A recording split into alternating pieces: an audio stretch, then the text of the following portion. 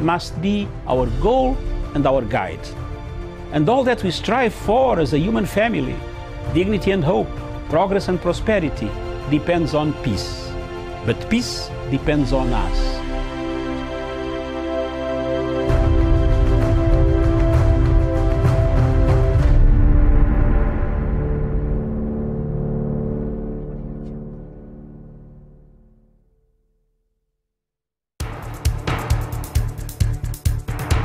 It is ridiculous and it is against the laws of nature that we can have somebody sitting pretty who takes home more money than the credible entrepreneur who is doing actual production of goods and services. We always say it as it is.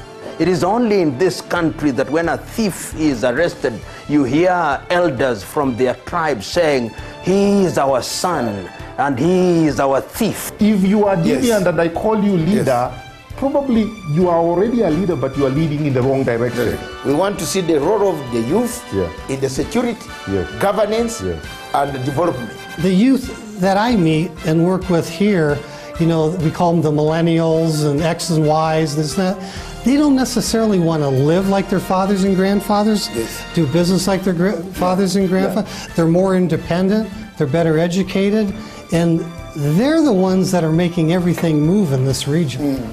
We look at the issues, we talk about issues that impact people's lives in Africa. The African peoples themselves continue to cheer bad leaders, and because they cheer them on, they continue to be misled. Let me ask you, doctor, would you rather be somebody who does not enjoy so much freedom but you are rich? Or you'd rather be poor who you are actually imprisoned by the poverty itself? My goal is not to come here and say, I want the majority ownership, I want to own this, I want to own that, I want to do this. My goal is we all make money and we're all happy, and I help build a big business here. Punchline is for Africa, with Africa, from Africa.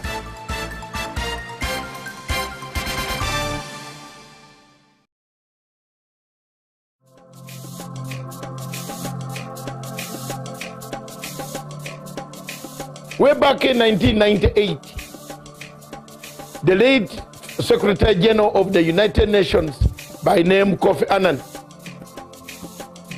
thought of an idea, brought an idea of saying the only way to bring a world order where crimes committed that are not punishable in local courts, local countries, regional courts could be taken to an international crimes court.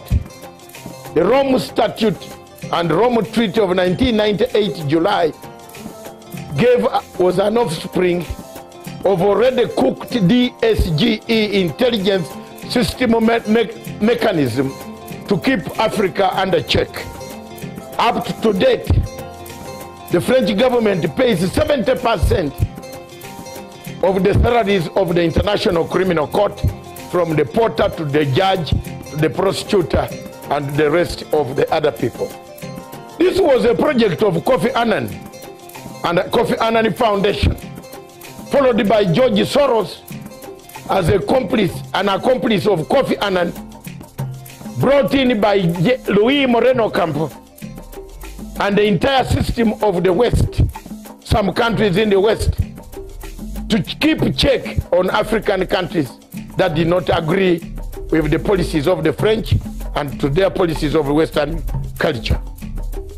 The International Criminal Court Chief Prosecutor Luis Moreno Campo agreed in all this that yes, he has been picking money, extra monies, and we followed the story together with my group in France, powerful investigators in France who worked together with me, and we found out that, truly speaking, Luis Moreno Campo, Fernandez Gomedi, the former judge, the president of the International Criminal Court, laundered money, some coming from American banks themselves. This evidence was put in the ICC in the case of Bashir versus the chief prosecutor. I filed an application which I still have and which I'm going to publicize again so that people can know that I was right. I've been vindicated because the American friends now have found that my credibility is real, that I was right when I stood up to say this court is corrupt. This court loaned us money, $17 million of United States money, loaned through Bahamas, through New York banks, back to Ocampo's personal assistant, by then called Fernandez Gomedi Silvia, who later on rose to the ranks of becoming the president of International Criminal Court. It has taken us time, energy, effort, resources to investigate the corruption scandal that have rocked the International Criminal Court. Why should African countries continue to be in the ICC, yet even the superpowers like America are saying no, we have enough courts to try our own people? Viewers,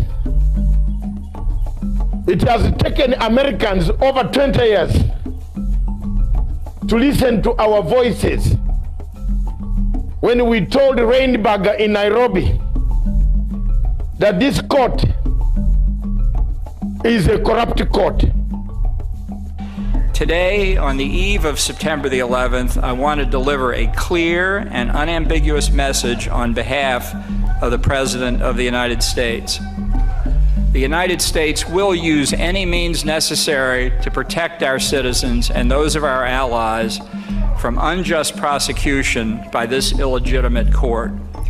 We will not cooperate with the ICC. We will provide no assistance to the ICC, and we certainly will not join the ICC. We will let the ICC die on its own. After all, for all intents and purposes, the ICC is already dead to us. A case of the Kenyan people.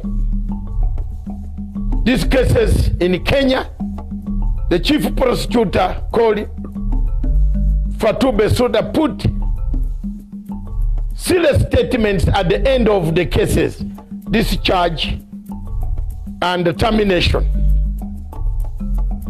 In legal language, these cases pose a very serious threat in the future. What the people of Kenya can do, and they should do, is today to wrap up the work envelope. Because until this envelope is sealed, thrown in Indian Ocean, the chief prosecutor in the future will come and look for that envelope, use it to incriminate people again. It brings me back to the situation.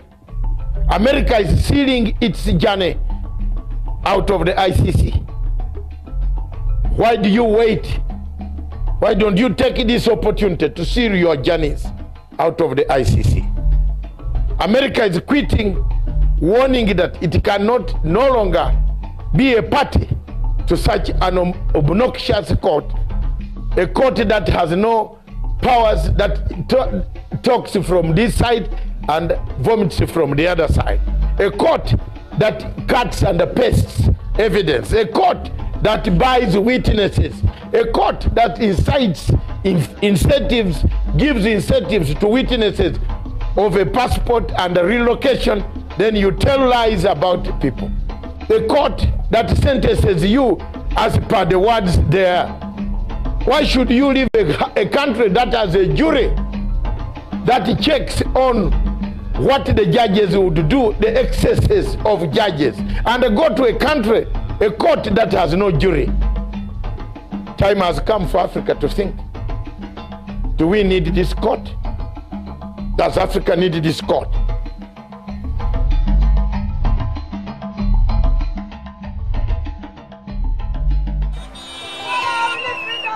We call for a non-violent revolution. We call for a non-violent protest. We call for a non-violent march. This is what we are demonstrating to the world, and we have resisted Mr. Biya's army of occupation in our land, but this is a moment that we must continue to stand firm. Of this nation. Along with many other Cameroonians, many of you, as far back as the early 90s, and more frequently lately, I have insisted upon the imperative nature of genuine dialogue. Unfortunately, the government's solution has been cosmetic reforms and repression. Teachers, lawyers who raised legitimate concerns were either arrested or forced into exile. Doctors, important people in our society who asked for genuine dialogue, were met with punitive transfers and humiliation. It is regrettable that the government hasn't learned from the past.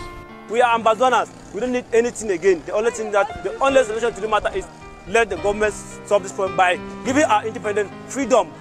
We have a territory of our own. We recognize international boundaries. We have a language. We have a culture. We have our own laws. We have everything that is required by international standards to be a people and a nation and a state. The UN must give us this right. We as a people, we have the right to self-determination, and we are determined to go our separate ways. The people of the Southern Cameroons have suffered under the brutal regime of the annexationists, La République du Cameroun. We have suffered for 56 years, and we finally decided that enough is enough. I think dialogue is the main solution, because the use of military has never been a solution to a problem concerning this kind of issues. So the government of Cameroon has to dialogue with the Anglophone regions to come to a compromise and let this problem be solved.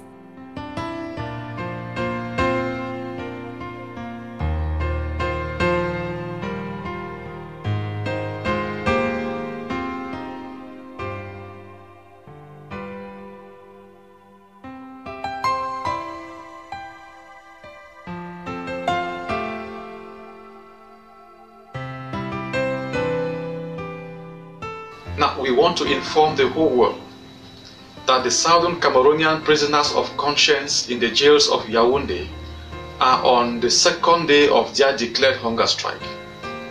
Now, we want the entire world to know, because we are convinced that the regime in Yaoundé will be indifferent until they begin to die. While we encourage our brothers in this process, we also call on Southern Cameroonians to join them in a fasting, so that the whole world may know that we are a determined people. Self-determination cannot be effective without self-defense. We are opposed to violence. We are opposed to war. But if La République, if the UN should continue to dilly-dally as they are doing, and La République comes now to attack our people, they are forced, they are bound by the law of nature to defend themselves. Hail this land of glory, we the Amazonians pledge our loyalty.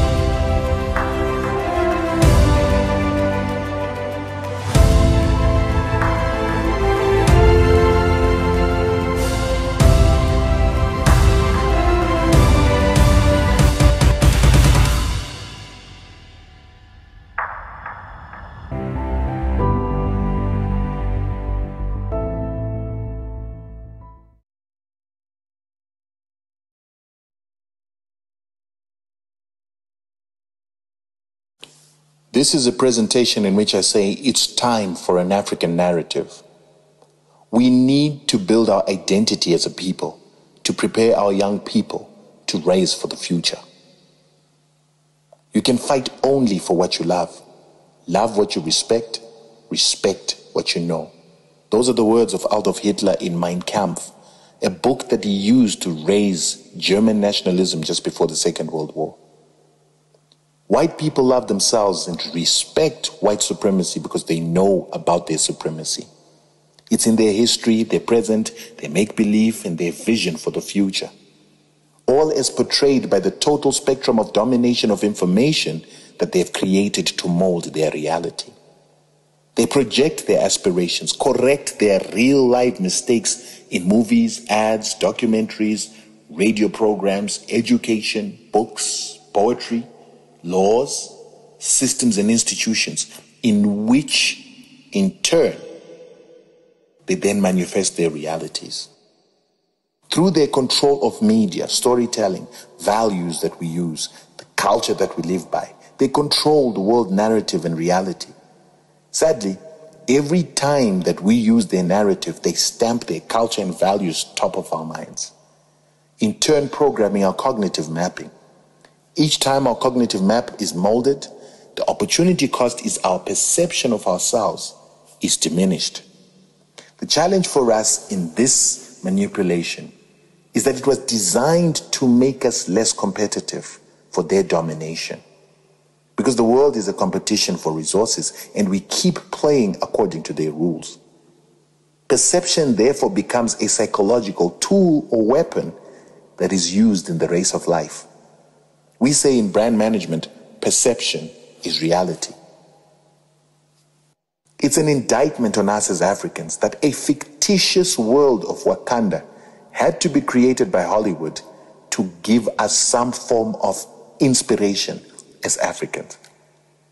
Because you will note that within that very same fictitious Wakanda, there was a real America. And the CIA savior comes from a real American institution. This is all part of the system of brand creation and the attenuation of the African identity. The reason that happened is because we, as the older generations of Africans, have not understood the importance of building and packaging an image of Africa's greatness for our children to inspire them. So we continue to leave our children in the hands of white institutions, which were mandated to actually attenuate black minds. So before Africans can even dream about a renaissance, we need to start understanding the power of the mind and imagination. We have to start afresh and package our values, culture, inheritance, write and rewrite our own history, so that we can package it and give it to our children as a reference point to build self-love, confidence as they move into the future. History is the lens we use to see into the future. For through history, we shape the future. As Africans, we need to remember that we are a great people. Greatness is in our DNA. Our ancestors built the pyramids. They taught the world to read and write. They created irrigation systems, started agriculture, created paper, and the first universities. We must use this heritage to build the esteem of our children, to grow their personal pride, lift their self-confidence, while using that to build a race identity and common interest. The biggest deficiency in African culture is our lack of awareness of our history, our inability to articulate our historical achievements and our contributions to humanity. Yet what's ironic is we are a culture of storytellers. It's counterintuitive. Therefore, most African nations are built on the premise that their history only starts with the arrival of the white man. Most black people's history starts with slavery, colonization, as if we didn't exist before the arrival of the white man. As a result, in their minds, we are slaves, colonized people who were advanced by whiteness. This is why we don't believe in ourselves and why our kids have no inspiration from Africa. This is why our people have no confidence to create because they think they are not capable. However, the facts are, we civilized the world. We invented the first writing systems 3,000 years before Christ, while Europe started writing only 1000 BC. We invented geometry, architecture, astrology, which is what we use to build the geometrically aligned pyramids in Egypt, Sudan, Ethiopia.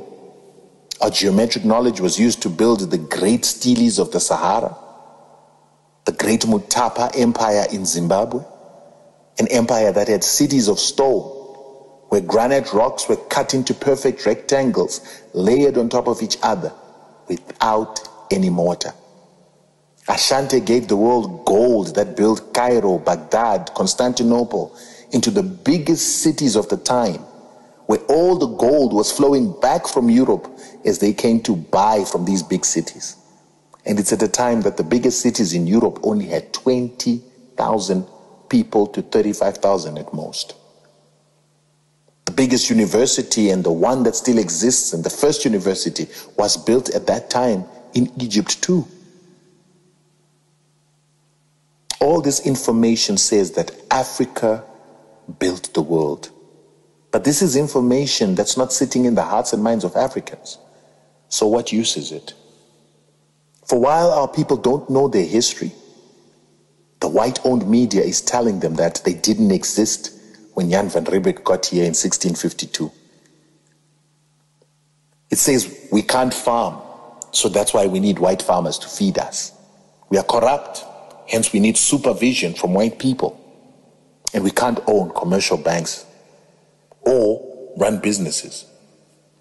But all in the while, the richest man on the continent is a black man called Dangote in Nigeria, worth $15 billion. He's got more money than even white monopoly capital in South Africa.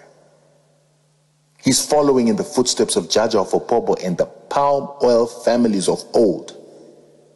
And he made his billions despite Nigeria enduring a century of colonization.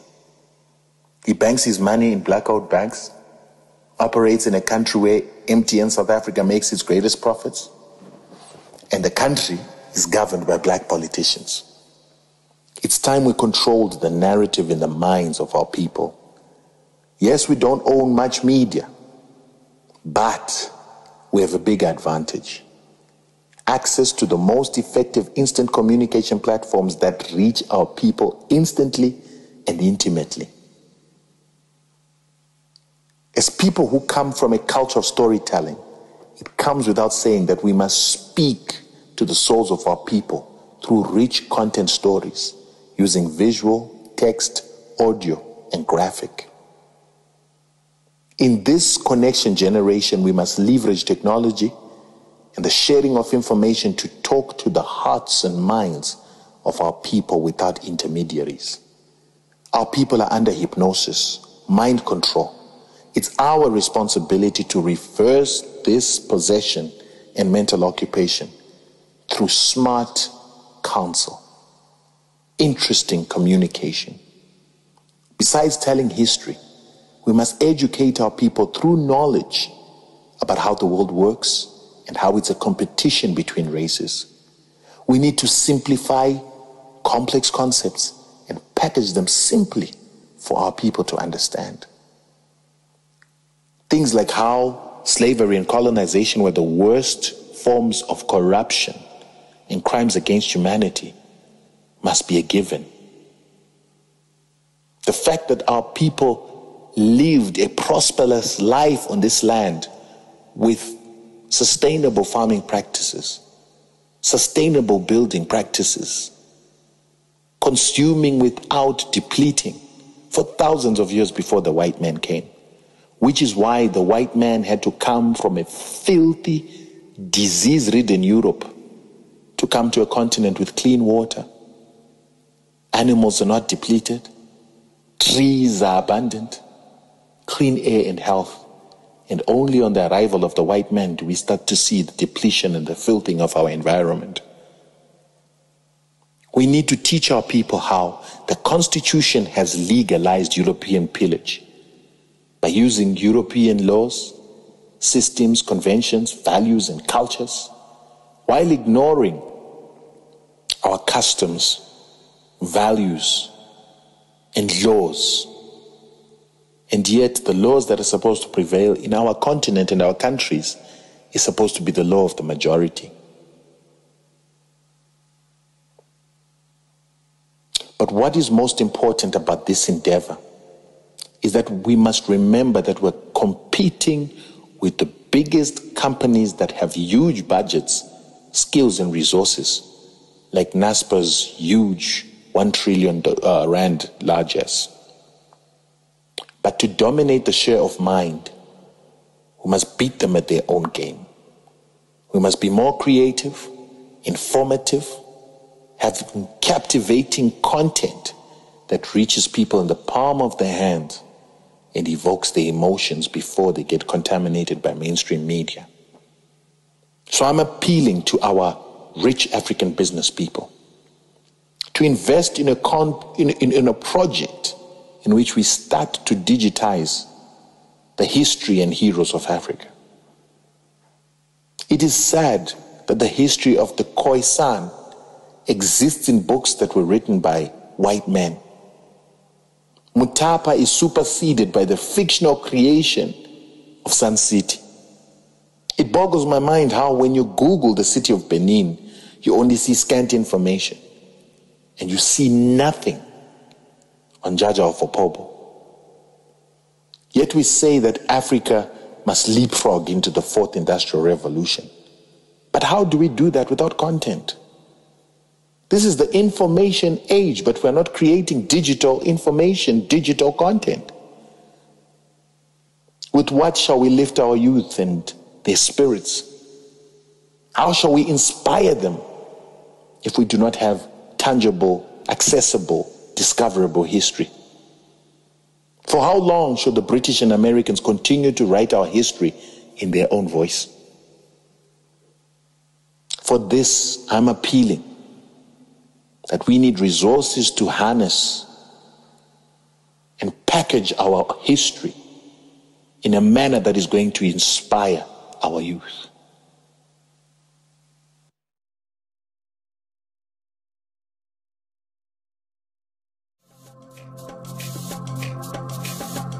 I will begin with a statement, a short statement on the topic.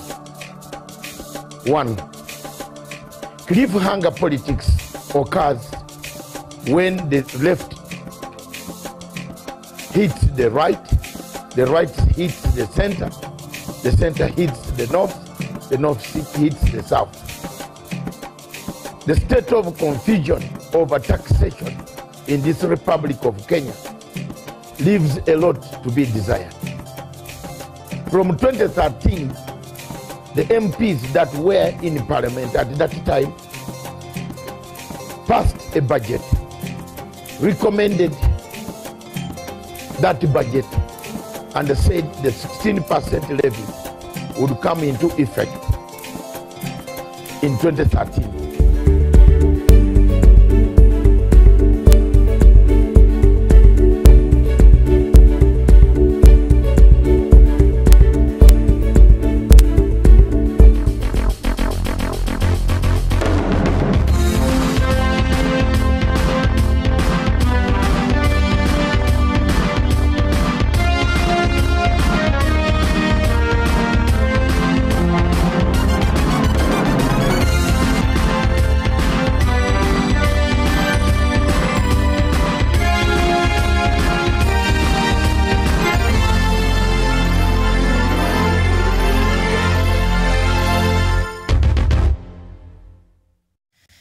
Very good morning to you, and thank you for watching us this morning. This is Good Morning Africa.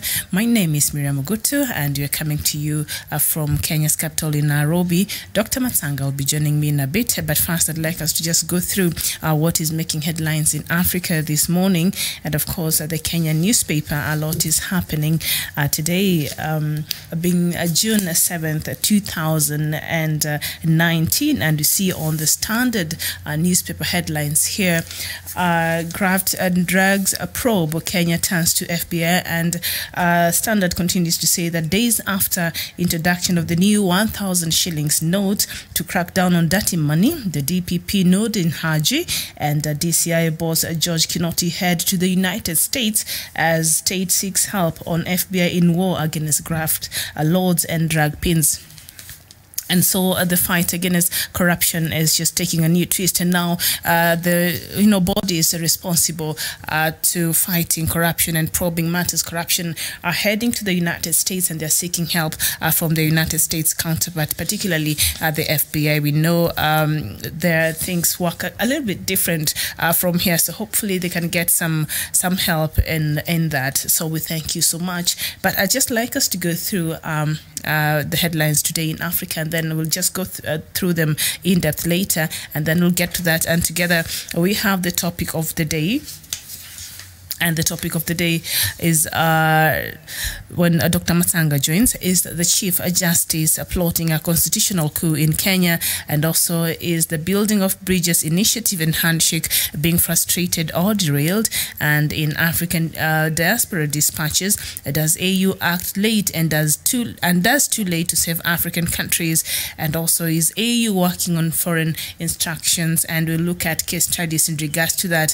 Sudan, we know what is happening in Sudan right now, and I have the latest in the news bulletin. And also Cameroon, we see the crisis that has engulfed the Anglophone region in southern parts of Cameroon, that the AU really, even if you Google, you cannot find anything that the AU has said or any pronouncements from the African Union in regards to the crisis in the Anglophone region of Cameroon. And also in Libya, the stalemate that began after the ousting of the strongman Mr. Gaddafi, that was in 2011, and since then the country has not known peace, and AU has been giving very different signalings when it comes to solving that crisis of course, in Libya. So that is something that we'll be looking at. But first of all, I'd just like us to go through what is making headlines in Africa, and then we'll come back to that in details. And we start with Sudan, where the African Union has suspended Sudan from all AU activities following the deadly crackdown against protesters. The body's Peace and Security Council tweeted that the suspension comes into effect immediately and will continue until the country establishes a civilian-led transitional authority. It said this was the only way out of the crisis. Still in Sudan, and Ethiopian Prime Minister Abiy Ahmed is expected in Sudan today to mediate between the country's military rulers and the opposition protest movement. His visit follows the killing of dozens of pro-democracy demonstrators by the security forces this week. And still in Sudan, several women has told the BBC about their ordeal after being arrested by Sudan's Rapid Support Forces, the RSF. The women say they were repeatedly beaten with sticks and threatened with execution. They spoke of other victims who were forced to drink sewage water and were urinated on. The militia, formerly known as Janjaweed, is a brutal group that has terrorized the Darfur region for years, and it is commanded by the number 2 in Sudan's ruling military council, Mohammed Hamdan Dagalo, known as Hemeti. In Liberia, thousands of demonstrators are expected to take to the streets today in Liberia to express anger over President George Weah's alleged poor handling of the economy and perception that corruption is on the rise. The Council of Patriots, a coalition of politicians, students and civil society groups, has called on people to come out to, in its words, save the state. The anger centers on 2 scandals. That is the revelations last year that $15.5 billion of Liberian dollars of freshly minted currency had disappeared from Liberia's ports, and also the mismanagement of $21 million cash injection into the country's economy last year. And in Malawi, the United States ambassador to Malawi was forced to hurriedly leave the main opposition party's headquarters as police fired tear gas yesterday. Police were firing the tear gas as protesters outside who were demonstrating against the alleged election fraud during the 21st May presidential election. The heavily armed police surrounded offices of the main Malawian opposition party, Malawi Congress Party, where the ambassador was visiting the leader of opposition, Lazarus Chakwera. And we move to Gambia, where the country's Truth Commission hearing on the human rights abuse during Yahya Jammeh's rule have become a must-watch viewing in Gambia. The Truth, Reconciliation and Repatriation Commission was formed to establish a historical record of the nature, causes and extent of violations and abuses of human rights committed during the period of July 1994 and to January 2017, a specific period encompassing the 22 years reign of the now exiled president. And in Nigeria, the shadowy leader of the Nigerian Islamist militant group Boko Haram, Abubakar Shekau, has appeared in a new video, the first in this year. In the latest one, released to mark the end of the holy month of Ramadan, the Boko Haram leader spoke in Arabic and appeared to have visual impairment, judging by how he struggled to read his prepared text. In his message, the elusive leader denounced democracy and defended his group's ideology of hatred for secular education and anything associated with Western culture. And in Egypt, Egyptian security forces have killed 14 suspected militants during a raid in Sinai Peninsula in response to a deadly checkpoint attack. The AFP news agency has reported, quoting that authorities said that on Wednesday's attack killed 8 Egyptian police officers and 5 militants. The Interior Ministry confirmed on Wednesday. The jihadist group Islamic State later said it was behind the attacks. That, of course, killed several people, 14 people in the Sinai Peninsula. And in Senegal, Senegalese President Macky Sall on Wednesday reacted to accusations of corruption against his brother Aliou Cissé. He denounced an attempt to destabilize his country but failed to call for an investigation. A report by the BBC and Africa Eye states that petrol team had paid $250,000 bonus to a company managed by Aliou Sall, the Senegalese president's younger brother. The accused parties have denied these allegations and decried defamation of character. And in South Africa, South Africa's billionaire businessman Patrice Motsepe has sued a Botswana newspaper for a story it published claiming that he was meddling in politics in Botswana. The Sunday Standard published an article on April 1st claiming that police were investigating Dr. Motsepe and a number of mining companies for smuggling campaign money into Botswana. It claimed that the founder and chairman of African Rainbow Minerals donated money to Dr. Pelenomi Venson Moitoin's campaign ahead of the decisive elective conference held last month. Dr. Venson Moitoi is a former President Ian Khama's ally and was challenging the incumbent Mr. Mogetsetsi Masisi for the party's presidency. In addition to the $335,000 damages, Dr. Motsepe is demanding that the newspaper publish an apology on its website and also on its front page, taking up a quarter of the page, and the apology should run for 7 calendar days. And in Zambia, presidential spokesperson Amos Chanda Thursday announced he was resigning from his job. Mr. Chanda was appointed in January 2015 by incumbent Edgar Lungu after winning the president's election. During a press briefing at State House in Lusaka, Mr. Chanda said he was leaving the job to join the private sector. He said he officially tendered his resignation on Wednesday night. And we move to Uganda, where President Yoweri Kaguta Museveni has asked the Constitutional Court to summarily dismiss with cost a petition in which a city singer seeks to know whether a sitting president cannot be sued in his personal and private capacity. This is contained in an answer to a constitutional petition the musician had filed through his lawyers. The president filed through his lawyers, K&K Advocates, challenging the one filed by singer, songwriter and producer Richard Kawese, claiming ownership of the song You Want Another Rap that the president used during the last elections campaigns. And Richard Kawese, through Mwema and Company Advocates, petitioned the Constitutional Court seeking an interpretation of the law exonerating a sitting president for being sued in his private and personal capacity. And in Guinea-Bissau, almost 3 months months after the parliamentary elections in Guinea-Bissau, but the political crisis persists. A Portuguese Minister of Foreign Affairs, Augusto Santos Silva, said all the conditions are set for the Guinea president to appoint the Prime Minister and set the date of the presidential elections. Augusto said this after meeting in New York with UN Secretary General Antonio Guterres. Close to 2,000 protesters in Guinea took to the streets last month, demanding the departure of President Jose Mario Vaz. And we end with Cameroon, where a celebrated lawyer and a politician in Cameroon says that true dialogue is one of the key ways to begin solving the crisis in the country's Anglophone region.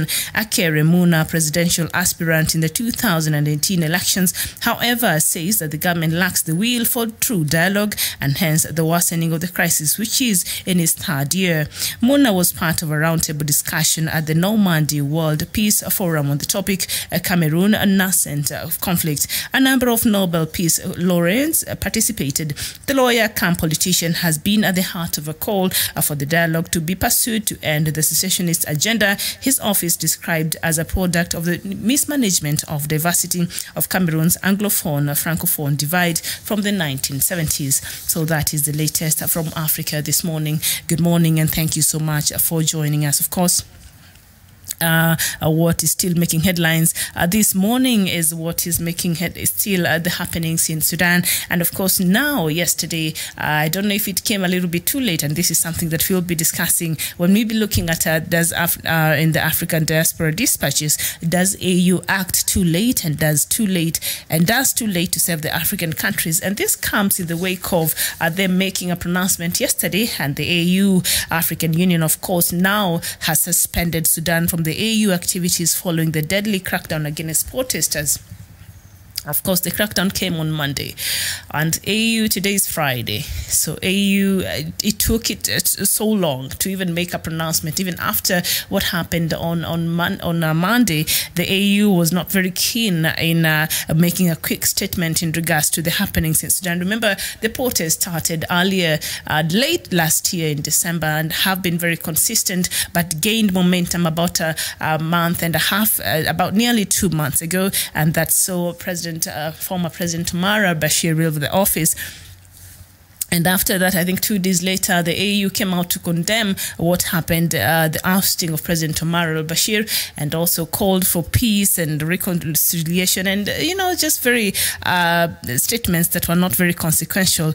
But they have been very quiet, with the happenings that have been taking place in Sudan, and they were not seen to be taking a very active role in terms of bringing Sudan together. They did not even send an AU envoy to go meet with the warring fractions in Sudan. But of course, the army junta met with President Assisi, who is the chairperson of the AU right now, about 2 weeks ago in Egypt, before the junta went meeting the UAE and Saudi Arabia leadership. But he met with with the Egyptian leader. I don't know if he met with him as the leadership of AU, and I don't know what capacity the military junta went to meet Mr. al-Sisi in what capacity. But of course, the AU has not made any official statements on the developing events that have been happening in Sudan until yesterday. Now they came out and they say they have suspended the Sudan. Remember, they had given Sudan about 2 months to make sure that they have a civilian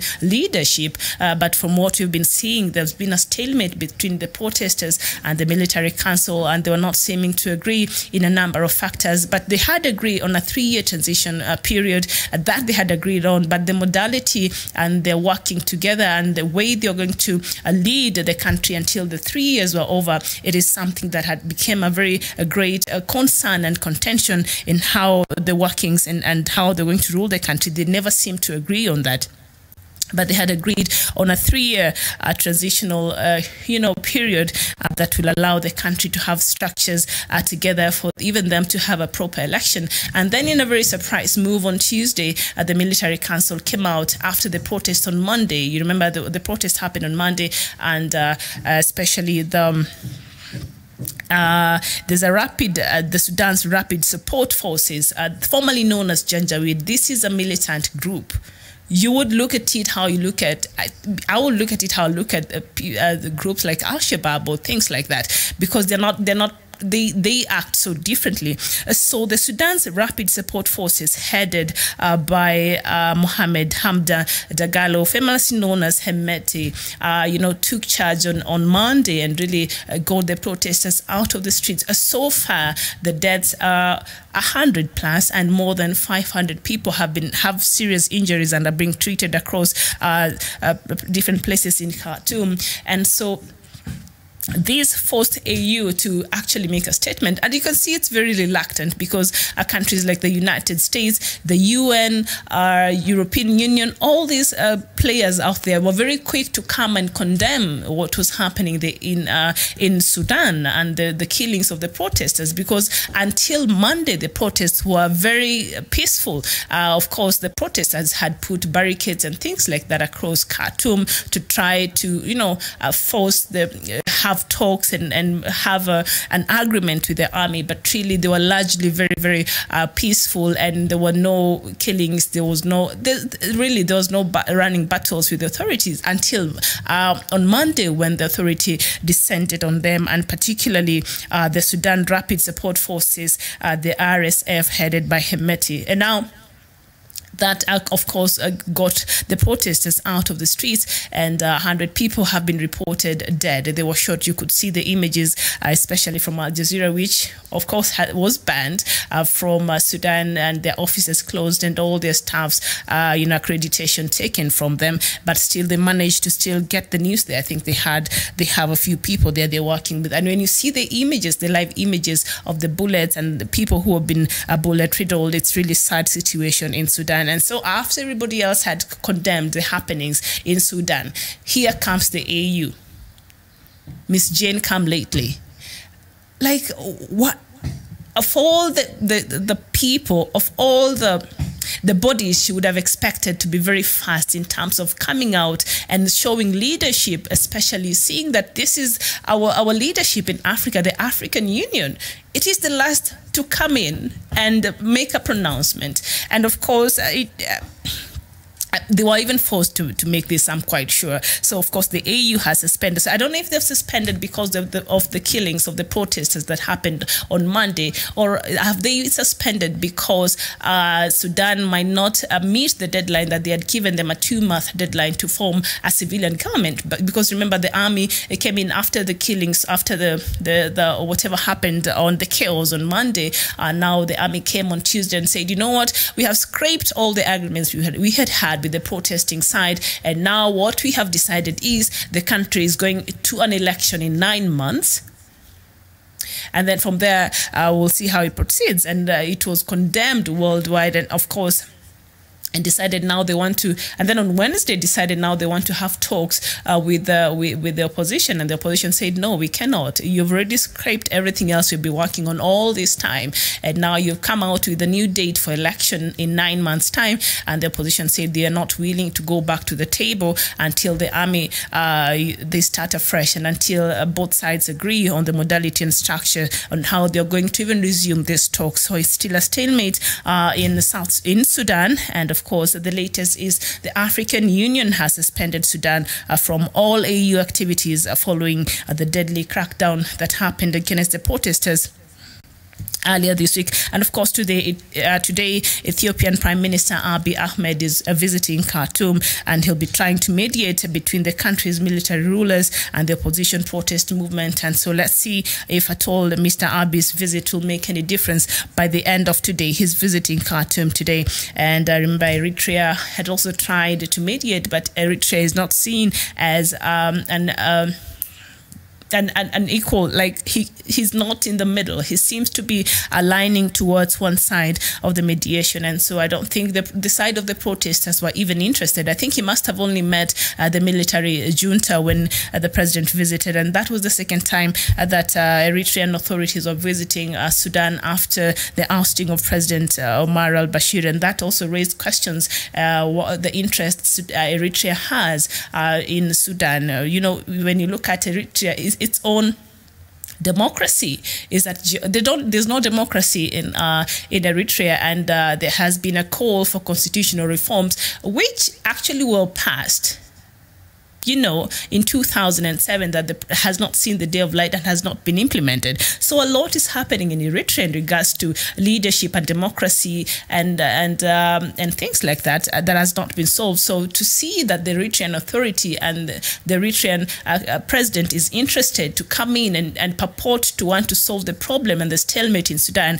was at the height of hypocrisy. And the side of the protesters are not really interested in hearing what the Eritrean authority were to say. But I think the Prime Minister for Ethiopia has proved to be a leader over 1 year he's been in power, and he's been showing some good leadership qualities. We saw when he came in, rushed in Kenya together with Somalia's President Farmajo, and Kenya is having that tiff together with Somalia over the maritime border problem, and he came in very quickly and he was able to sort of help in restoring some diplomatic, strides, but that is still a problem that Kenya and Somalia are working to solve. But we saw Mr. Abiy Ahmed show leadership in that, and so him going to Sudan might be a good thing, but we will find out after, at the end of today. I'm sure the details of that meeting will be made public. And Mr. Mohammed Hamdan Dagalo, who is famously known as Hemeti, he's a notorious militia head, and he headed the Janjaweed, and the Janjaweed is a brutal group that of course terrorized the Darfur regions, and I think he has he might be having over his head a warrant of arrest over his head following the killings in Darfur. So if I was him, I'll be very careful in how I handle this situation. Samuel Lay, you're saying AU is just a hoax and fake, not for Africa. Okay, hope you're saying good morning from Biafra. Of course, good morning to you.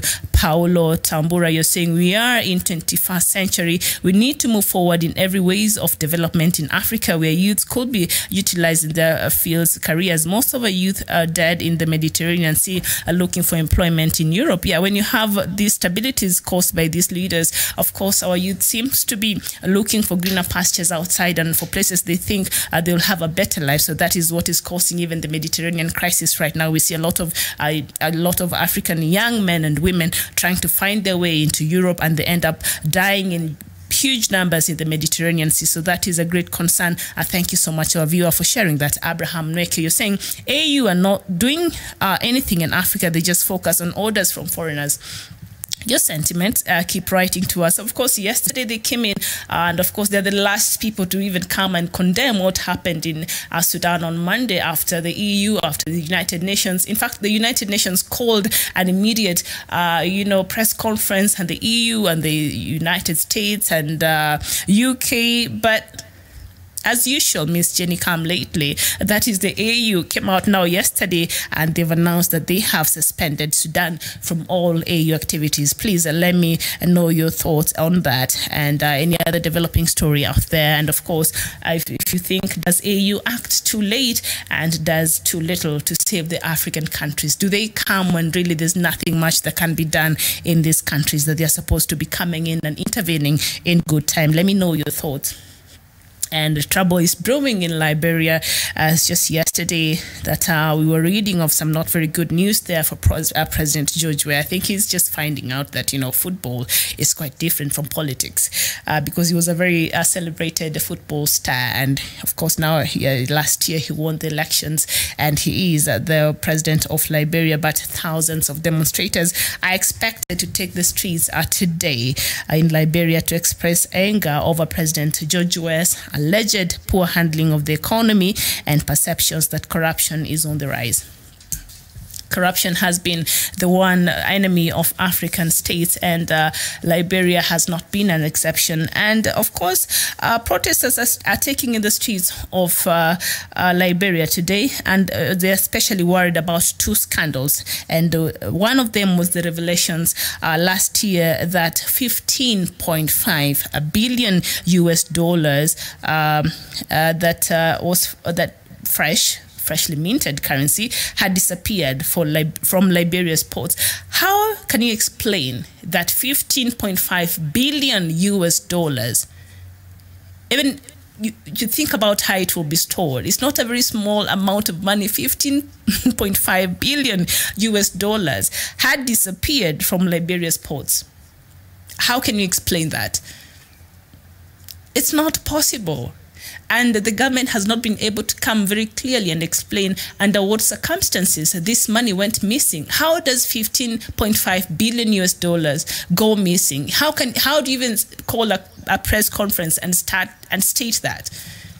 So the Liberian people have been wanting to know what their whereabouts about this money. So that tells you the height of corruption even in Liberia, and that is just one scandal that Liberians are demanding to know and to be explained. And also there's another one, which is the mismanagement of 25 million US dollars cash that was injected into the economy last year that has no trace. You can't trace what that money has done. You can't trace where that money went, what it has done. Is it in infrastructure? Is it agriculture? Is it in mining? Nobody can explain where 25 million US dollars that was injected into the economy last year has done. And so Liberians have had enough of it, and today, of course, they are taking it to the street to express their anger in regards to President George Weah's allegedly poor handling of the economy, and he seems to be very reluctant when it comes to fight against corruption. And that is, I think, the weakness with a lot of African leaders.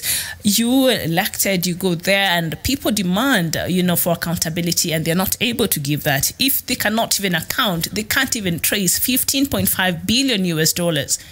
The Liberian government cannot explain that. I mean, it's a very sad state of affairs there in Liberia.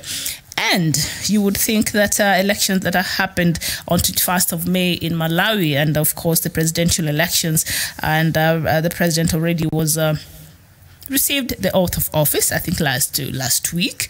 But yesterday, the United States ambassador to Malawi found himself in a problem when he was forced. He was having a meeting with the opposition. He had gone to speak with the opposition, who have been protesting after the president Peter Mutharika was sworn into for another term in Malawi last week, and so there has been protest because they believe that the election was heavily, compromised, and there was not really a clear winner. And the opposition, led by Lazarus Chakwera, feels that they were cheated out of their win in the last elections that happened on 21st of May. And so the U.S. ambassador had gone to the opposition's offices to talk to them and just maybe mediate. I have no idea.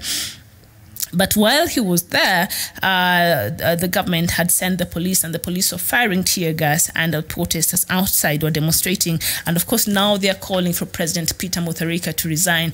And so the U.S. ambassador to Malawi was caught in that mayhem, and that forced him to leave the opposition party's headquarters very in a hurry to, of course, make sure he was safe. But nothing really happened to him. And so chaos continued in Malawi after disputed elections that happened on the 21st of May. Until we are able to get elections right in this continent, I think we will continue with this mess that we continually find ourselves into, exception of a few countries like South Africa and maybe one or two others. But as it is right now, electoral processes in Africa has proved to be a stage for deaths and protests and chaos and economic turmoil, because when there are protests like that, no business can really take place in a country. So it affects all aspects of lives. I know it from here because it has happened. We've seen that happen here in Kenya. So I don't think it is an exception even in Malawi. And so hopefully they'll find a truce there in Malawi. And of course, President Peter Mutharika, after he was inaugurated, and he called upon the opposition to accept the results and just move on with their lives. Accept and move on. That has become a very interesting clerical call when it comes to elections here in Africa. And of course, Gambia, there is the Truth, Reconciliation and Repatriation Commission that was formed to look at the historical record of the nature, causes and the extent of violations and abuses of human rights that were committed during the reign of former President Yahya Jammeh, who's now actually in exile in Guinea-Bissau or where. So He's been there. He was in leadership for 22 years, and a lot of things happened during this. And it has become like a soap opera in Gambia, and Gambians just glue into a watch. It is a must watch because it's being broadcasted live, and it is when you listen to the stories. I just listened to a clip earlier in the morning. It's quite harrowing, and when you hear the things people are going through during, and the humanitarian abuses that we're going through during the 22 years reign of former President Yahya Jammeh, is quite heartbreaking. And so if you can just go online and try getting that. And so the Truth and Reconciliation Repatriation Commission was formed to try to heal some of these wrongs that happened during President Yahya Jammeh's reign. And that is what also happened, I think, after the genocide in Rwanda, that was able to bring the country together. So I'm thinking this Truth and Reconciliation and Repatriation Commission perhaps is what even Kenya needs. I mean, right now we have the BBI that is being fought so hard, and the report, and even just on one of our newspapers here, there is a feud over the BBI in the ruling party, because they're supposed to give their views as a party, but there seems to be they're not agreeing. And so the party leadership yesterday came out to say, you know, any member of the party is allowed to give their own personal views, because they cannot force people to be of similar opinion. Everybody has their own opinion, and so they're allowed to give opinions as individuals, even as they belong to that party. And so that tells you how much, you know, even this, when it was formed, of course, some quarters felt they were not consulted. It is not in the interest of the rest of the party, because maybe the other fraction of the government wants to bring in the opposition and things like that. So it's been a push and pull, a ping pong thing going. And so the BBI is supposed to be ending its work in October. I don't know if it will be ready by then with a report, but Kenyans are eagerly waiting. So Gambia had its own, and they wanted really to clean up after 22 years of the reign of former president, and they wanted for people to come in and give their testimonies and see. But of course, the president, I don't know if he'll be held in I don't know, because right now he's in exile, so even it's happening in his absence here, the former president Yahya Jammeh of Gambia. And in Nigeria, of course, Boko Haram leader Abubakar Shekau came out to give a statement to mark the end, during the marking of the end of the holy month of Ramadan. And he spoke and he said, you know, Boko Haram is still committed in making sure no Western ideal is spread in Africa or anything that is associated with the Western culture. And so he said he will continue with the struggle to liberate Nigeria and maybe the rest of Africa. I don't know. He seems to be a man in a mission. And the fact that Nigeria has not even been able to get where this person is, and he is within Nigeria, that is very worrying for not just Nigerians, but for the rest of Africa, because we've seen the scourge of Boko Haram spreading not just in Nigeria, but also in other closer countries. And there have been trails of Boko Haram Islamic State members in the DRC, closer to Uganda. So this is something that is really spreading fast. And if they come in contact with the Al-Shabaab here in East Africa, that is not going to be a very good thing. So the scourge of Boko Haram is something that Africa needs to pay attention to. I don't even know why it has never appeared in the African Union like agenda, like as if it's nothing that is supposed to be talked about. You know, you wonder where the priorities are when it comes to the AU and how they even set their agendas. I don't know what they talk about when they meet there, but this is something that should have already found its way into, you know, the AU Council and Security Council, and they talked about it. Same as Amazonia, I was shocked. This is a matter that has not been discussed in the AU at all. It's a non-issue when it comes to, you know, these summits they hold in the AU. So you wonder where our priorities are as Africa, and who really can we look up to when it comes to us showing leadership in this continent, because the AU is supposed to be that, and now I don't know where we stand when it comes to that. Okay, hope you say good morning from Biafra land. Emeka, you're saying Africa is in a total mess. John Clark, you're saying if I was George, I would run out so fast. I know it is becoming very difficult for George, where president of Liberia. John Clark, thank you and good morning to you. And Tap Dak, you're saying hi. My name is Miriam. How are you doing today? I'm fine. Okay, so you corrected that. But you're saying, I wish Sudan could solve their problem. Question will be, what is the difference between killing in South Sudan and Sudan? Why African Union didn't come out when South Sudan government had killed 20,000 civilians, and now coming out after 100 plus people lives had been killed in Sudan? Is it African Union are based on specific civilians besides whole African life? That is a very good question you've asked there, Dirk, and that is what a lot of Africans have been wondering. This AU, who are they really serving? Why are there seems to be other member states that seems to be more equal than others? Because if something happens to certain countries, they seems to be coming in very fast and giving their opinions.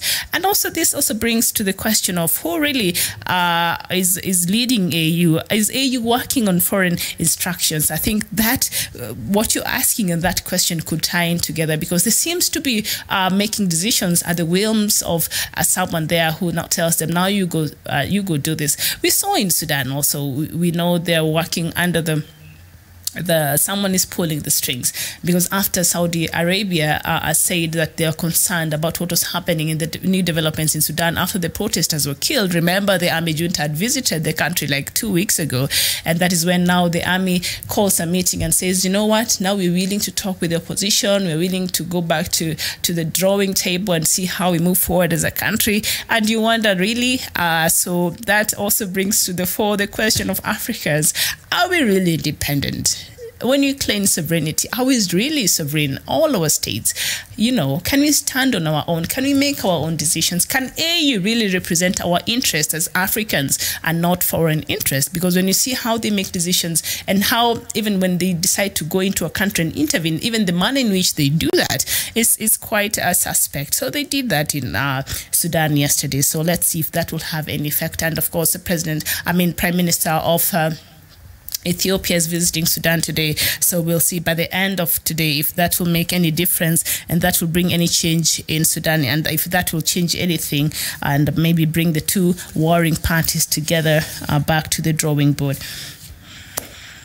And now another story in South Africa, and of course South Africa's billionaire businessman Patrice Motsepe has sued a Botswana newspaper for a story it published claiming that he was meddling in politics in Botswana. Now the Sunday Standard published an article on April 1st claiming that police were investigating Dr. Motsepe and a number of mining companies for smuggling campaign money in Botswana. These are very serious allegations. Remember, Patrice Motsepe is one of the richest men in Africa, and in South Africa, I think he's number 3, one of the richest men. And in Forbes' list of the richest people in Africa, I think he sits at number 11 or something. That is according to 2018 latest report. I haven't seen the latest report yet, but he's quite he's wealthy. He's quite wealthy. And so when claims like this were made and allegations that he was supporting one of the opposition figures that was allied to the former President Ian Khama. Remember, President Ian Khama and Masisi right now are not agreeing on anything. You know, this used to be his vice, and when Masisi's term came to an end, according to the constitution in Botswana, he left and he handpicked Masisi to succeed him. And after Masisi came into power, Masisi started being his own person, and Ian Khama, the former president of Botswana, has not been very happy about it. And he normally attacks the United States, and that is and Masisi does not like it very much. He's never been a fan of Donald Trump, and he's made that very clear. And Masisi has been trying to repair that, and that they've not been agreeing on that matter. And outside of that, Masisi wanting to be his own person really has not sat well with President Ian Khama. And just the other day, I was giving an interview by the BBC, which I watched, and he was saying, you know what, power has gotten into the head of Masisi, and so right now he's not even thinking straight. I'm just thinking Masisi just wants to lead the country on his own, by himself, as his own man, and the former president who felt he should be having a stake in the leadership of Botswana right now because he handpicked the current president Masisi. He's not feeling very well about it. So now this Dr. Vincent Moitoi was one of the leading opposition figures in Botswana in the just concluded elections, and President, of course, one of the publications in Botswana said that now the South African tycoon, he's a mining tycoon, Patrice Motsepe, was actually funding the campaigns of Mr. Vincent Moitoi, who is allied to the former President Ian Khama. Are we together until there? All right. So now, Mr. Motsepe, even it forced President Cyril Ramaphosa to send a delegation to Mr. Masisi's government and try really to look at these allegations. Do you know why? Because Patrice Motsepe's sister is married to the president, Cyril Ramaphosa. So they have a very close relationship. They're not just, he's not just the president, but he's also the brother-in-law of Patrice Motsepe. And the relationship between South Africa and Botswana they've been trying to repair it. And so these allegations might cause a rift between South Africa and Botswana, and they do not want that to happen. They already have enough going already, and so it forced President Cyril Ramaphosa to send a delegation to Botswana and really try to look at this. And so it might have been established that that was not true. It was just allegations. And so now the tycoon Mr. Motsepe is now suing the Sunday Standard publication in Botswana, and he wants them to, with damages of $335,000. And also, he is demanding that the newspaper published an apology on its website and also in its front page, taking up a quarter of the page. And the apology should run for 7 calendar days, 7 days consistently. That's what happens when you're a billionaire. You just ask for stuff. But, he says that the publication damaged his reputation, and so he's now seeking for damages, and he's seeking for an apology, and also that apology should be published for 7 consecutive days, and it should take a quarter of the newspaper every day on their website and also on the hard copy. And so that is that. Let's see how that case will be with Patrice Motsepe. He has about $2.4 billion, I think. That is the latest Forbes, index that came out in March 2019. And so, let's see how that will play out. And now we go to Uganda. Do you know there's a famous song that President Yoweri Museveni used in the last elections in Uganda, and it was known as "Do You Want Another Rap?" And they've taken it and personalized it, and it was very nice when they took President Museveni's voice. I think he was talking, and then they made it into a nice campaign tool, and they included one of the songs known as "Do You Want Another Rap?" And this song was done by a certain musician in his name is Richard Kawesa in Uganda, and it appears the president's camp did not seek for permission to use this music, and so that was an infringement. And he's been going to court. This musician, through the advocates, Muwema and Company advocates, had gone to petition the Constitutional Court seeking an interpretation of law exonerating sitting president. So he actually went to sue President Yoweri Museveni for having used his song. The last elections, the last elections. And this song was very famous, and it became a very famous campaign tool for Uganda's President Yoweri Museveni. So this musician, all these years, he's been sitting pretty. Until now, Ugandans are meant to be going to another election, and he realized, oh no, the president used this song in my other election. And he did not even, because you're supposed to seek for permission or pay to use that song. Otherwise, you'll be infringing. And it appears President Museveni's campaign team, but he's suing the president himself, infringed on using that music. And so, according to Uganda's constitution, you cannot sue a sitting president. So a case involving a president cannot really pass on personal level, especially cannot be heard in any court. So of course, that will not happen. But now he went to the Constitutional Court seeking for an interpretation of the law.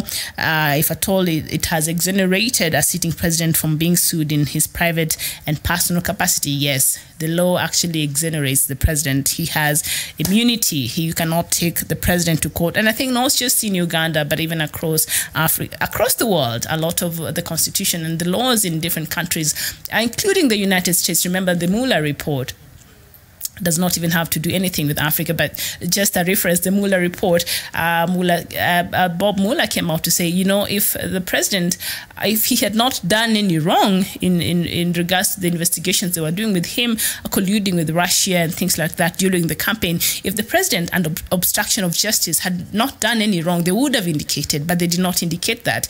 And they could not prefer any charges because you cannot sue a sitting president. So that was the reason why they could not prefer any charges against the president of the U.S., according to the Mueller report. So it is the same case here in Uganda and across many countries in the world. You cannot sue the president, even in his capacity level, in court. And so the president used this song. Do you want another rap? You go to YouTube, you'll get it. It's really, you know, it was quite a hit with President Museveni seeming to like rapping, but not really. They took his speech he was giving somewhere and they made it into a wonderful thing. And now the musician who is behind this famous song is suing President Museveni. I don't know if he's suing for damages or he wants compensation. I don't know what he wants so many years later now. But this you'd think could be this. It's politically motivated. But hey, if President Museveni infringed, then, you know, the copyright laws, then obviously he can be sued. But now that he's still president of Uganda, you really can't take him to the court of law. So that might hit a dead end. And Biram Grong was saying, what do you do, African, for future in Sudan? Oh, for future of Sudan, you don't know what's happening in Sudan this morning. The latest is the AU has suspended Sudan from the African Union until further notice, and the Sudan will not be engaging in any activities, actively engaging in any activities involving the AU. Remember, according to the African Union, you cannot be a member if you're led by military. It has to be a civilian-led country, a country led by a civilian for you to be a member of the African Union. They do not associate, they do not have conversation with the militaries as the head of state. And so that might have advised the move by the AU, but also they cited the killings and the violence that was meted against protesters on Monday by the Sudan's rapid force headed by Mr. Dagalo. All right, so that is the latest in Sudan. In case you're wondering, Bilang Gorang, that is the latest that is happening in Sudan this morning. And that pronouncement was made yesterday. And yeah, there also has been protests. I think one of our viewers here 2 days ago was asking us what is happening in Guinea-Bissau. And now we see that almost 3 months after the parliamentary elections in Guinea-Bissau, there's been a persistent political crisis. And of course, yesterday, Portuguese Prime Minister of Foreign Affairs Augusto Santos Silva met with Guinean president and they agreed that he should appoint a prime minister. So the Guinea-Bissau president had not appointed a prime minister and set a date for presidential elections. And this, they said after meeting in New York with the UN Secretary General Antonio Guterres. The fact that we even need somebody to come and tell us, now it's time to hold elections, now it's time to do this. As an African, sometimes I'm just disappointed in some of these leaderships in Africa. Why can't we just do things right? Like, why? Is it so difficult? We still need patronage. It's very unfortunate, and that's why you see like bodies like AU are heavily compromised. We still feel like we need a big brother with a stick over us for us to do anything. You know, the way you were a kid and you needed to be taken to the shower. We still need that. It's very unfortunate. So in Guinea-Bissau, the UN Secretary General Antonio Guterres had a meeting with the leadership of that country together with Portuguese Prime Minister of Foreign Affairs. And they were telling the president now it's time for him to have a prime minister and it's time for him to announce a date for next elections in in the country. So that is the latest there. So I'm just going to take a very short break, and when we come back, we'll be looking at what is happening and the topic of the day. Does AU act too late, and does it do too late to save African countries? And also, is AU working on foreign instructions? And we'll be looking at Sudan and also Cameroon and also Libya as our case studies today, because those are the latest crises we're having in Africa, among others. And so we'll be looking at that. And so I'm going to take a very short break. Please do not go very far, because Good Morning Africa will be right back.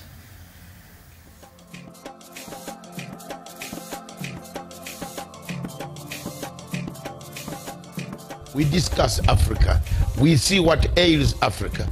And today, this afternoon, we want to see whether Sudan will permanently remain a sick child of Africa. Is it a permanent sickness?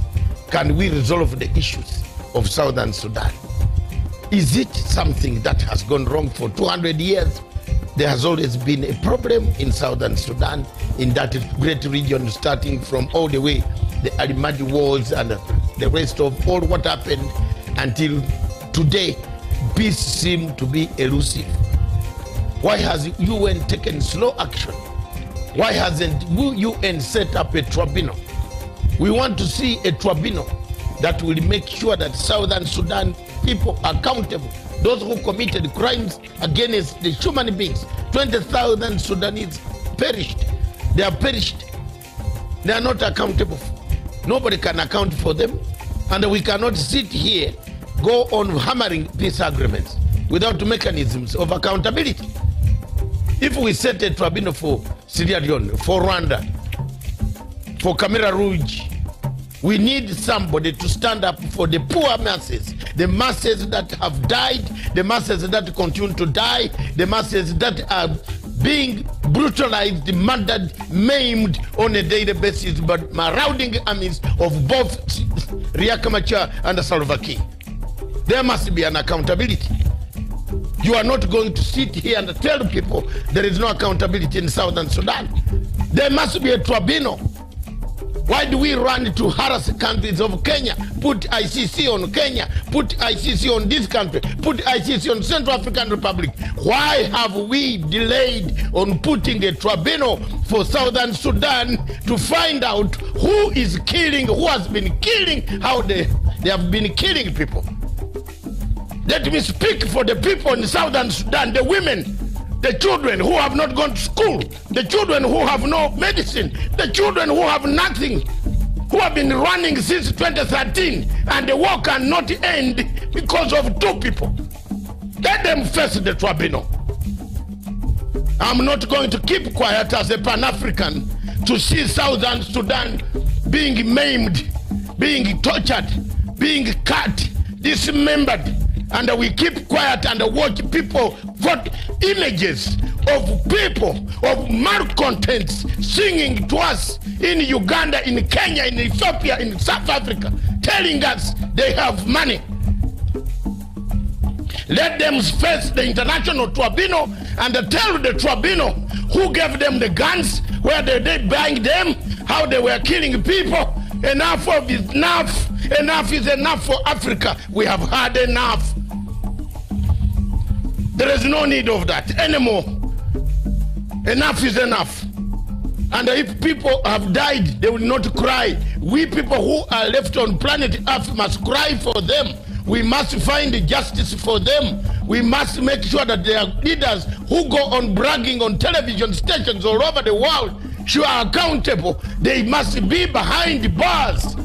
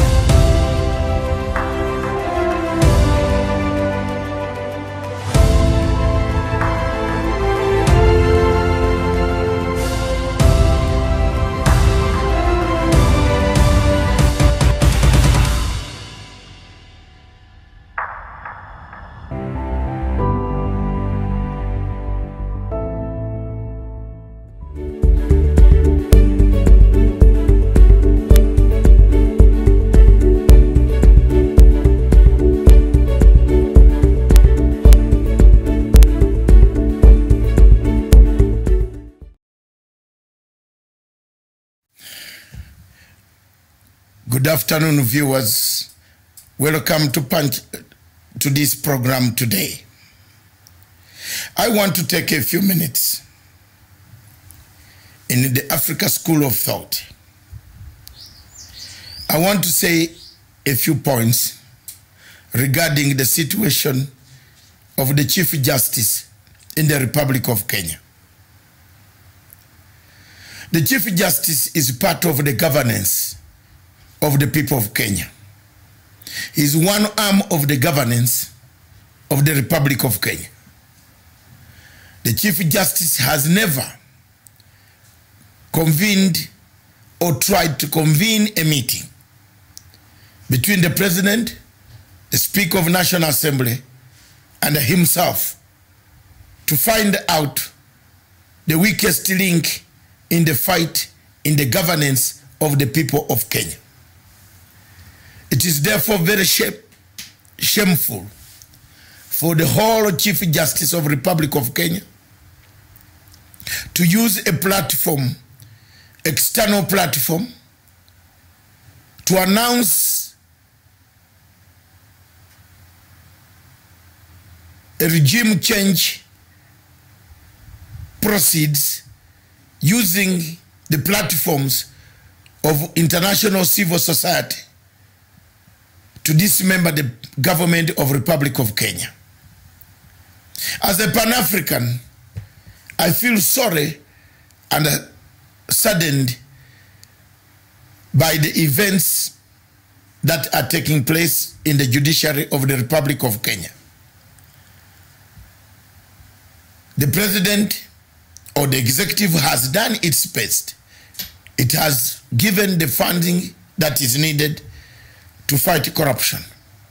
Every time the agencies that fight corruption arrange, indict, and deliver a suspect in the courts of the Republic of Kenya, the same judiciary that the Chief Justice represents, the same judiciary that the Chief Justice says it is very perfect, releases these people, at times on flimsy reasons, blocks the route of justice, obstructs justice. The case of the former Chief Justice, Deputy Chief Justice, Lady Mwiru, who was found, who should have taken a plea, but because of the problems that the judiciary has and the weaknesses, the incompetences that the judiciary has, the Lady Justice Mwiru was allowed to petition the DCI and DPP's application and a charge. She never took a charge, a plea in the normal courts. Of course, the events are much bigger than what we see today. It is sorry state that the Chief Justice is the one who can mention about the failure, yet the word failure is actually associated with the judiciary of the Republic of Kenya. Everybody in the judiciary knows, every Kenyan, young or old, knows that there is a problem with the Chief Justice. I take one example. For the Chief Justice to talk about the nullified elections, that dynasties collect themselves in kingdoms, in business entrepreneurs, win an election, shows to you that he has something that is against the current administration of President Uhuru Muigai Kenyatta. I therefore call upon the international community not to listen to the side that actually weakened the fight against corruption in Kenya, but help the Kenyan people to fight corruption. Because the weakest link, which all of us know, is the judiciary in Kenya. If the Chief Justice was pleasing the civil society funders, the NGOs that gathered in Oxford, let them hear this message, that it is him and him alone. It is his incompetency, the lack of direction, the lack of leadership, the poor leadership qualities, the lack of pointing out the mistakes in law.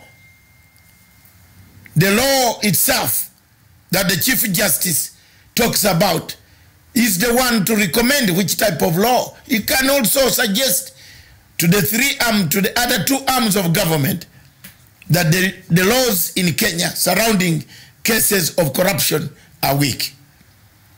But as usual, he has been a weakest link, remains a weakest link. Who is plotting, who is planning, who is trying to execute a foreign instigated plan against the Jubilee government. Thank you very much, viewers. That is a statement as far as the situation of Kenya is concerned. And that is what I have to say. That clip on Africa School of Thought will be found later on Twitter, on YouTube. You can repeat it. It will be done. The Chief Justice, therefore, is plotting a coup, a constitutional coup, because he is trying to blackmail the leadership of the Republic of Kenya. Thank you very much, viewers. God bless you.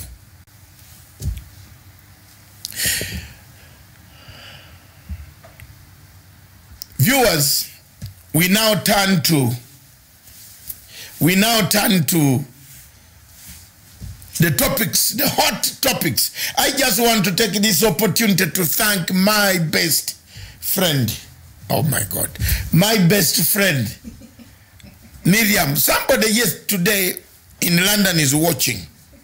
He's called, some friend of ours who has been watching us. So your friend has been watching your best friend? Yes, and he says, you have taken over the command unit. I don't know what he meant. Not the Janjaweed, as Hemeti has. The command unit. Yes, I mean, I was telling you yesterday, I saw you talk about Duglo. Yes. He's not a man you can joke with. And they are not people you can joke with. Is he not preparing a charge sheet at the ICC for himself? No. There is no ICC. He has done nothing wrong. Okay.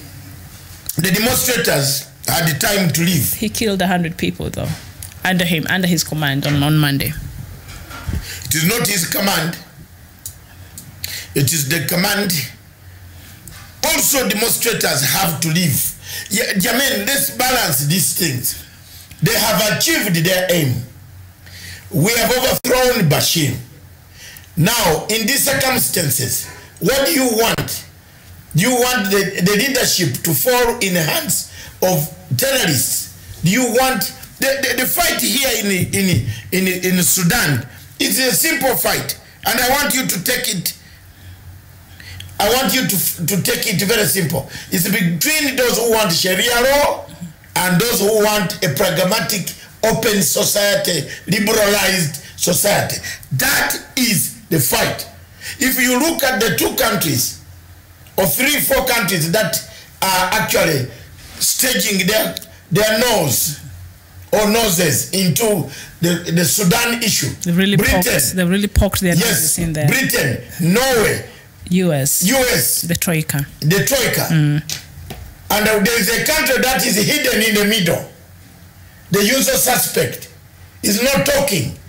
The one that funded this regime change. The cousin. The cousin. Okay.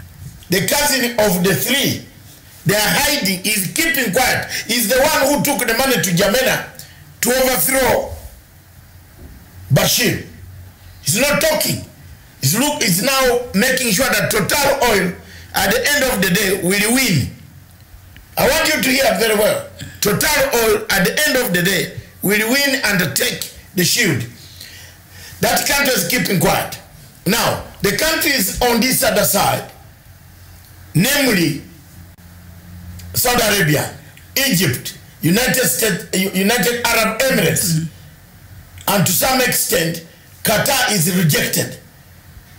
So Qatar will fall on the side of the protesters. On the protesters, because it is not liked. Saudi Arabia told the Khartoum government, Qatar is inciting trouble for you. The generals closed Al Jazeera. Please listen to me. I know somebody on that junta, a great friend of mine since 1996.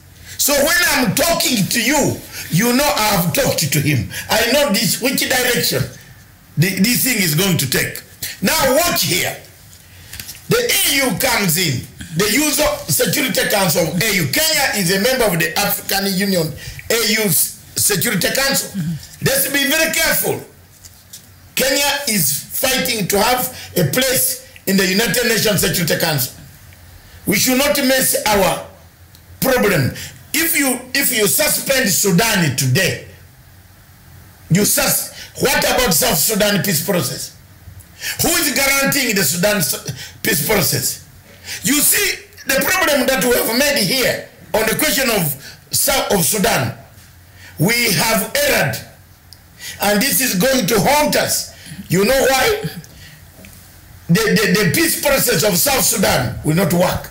So you're saying the move by the AU to suspend Sudan from the AU right now immediately was not a very good move? No. So what they should have engaged the generals, asked them for the timetable. But the AU does not engage with the military at all. No, it does not engage, but they have to engage. Now, how are they going to engage with Riek Machar? I'm asking. Okay, now I give it to you. How are they going to engage with Riek Machar? He's in Khartoum. You tell me, no. How is IGAD going to tell Sudan to guarantee the peace process? But how? We are thinking very politically bankrupt. It's bankrupt. It's a bankruptcy. We are in big trouble here. How is AU going to talk to Riek Machar? Riek Machar is in Khartoum. Riek Machar is a friend of Dugulu. You people, you don't know what is going on. People don't know. You have brought a big war here now. You have now put the military, isolated them. They are going to move. South Sudan peace process, kaput, is gone. You wait. They tried to call the protesters back to the table, and the protesters said, we're not coming until you scrape the 9 months that you've given, because we did not agree on that period. You see, I know the Sudan issues since 1996. I don't know, Mr. Hafiz Basse, when did you know it? And how old are you? I knew it when Nimeri was the president. I don't know how much you know, whether you even know who was Nimeri. Because you could be talking to people who don't know, who read him by Google. Have you ever seen him? Have you ever seen General Lagu? Does this man know General Lagu? I'm telling you the truth, that if you disorganize Sudan, you have disorganized the South Sudan peace process. Period. That is true. That is true. It's gone. So those who wanted to lie here, to lie president, to lie to Museveni or who, let them lie, not Matanga. I know what is going to happen in that region. Walai, weka macho yako mbili. Weka macho mbili. Put 2 eyes and come back by next week if you don't say I was right. You cannot disorganize Sudan and expect a peace process in Juba. So we are done. A dialogue would have been appropriate for the exactly. AU. The chairperson, you know why they are not taking dialogue? Why are not, let me ashame the AU. Why is AU not taking dialogue on Cameroon?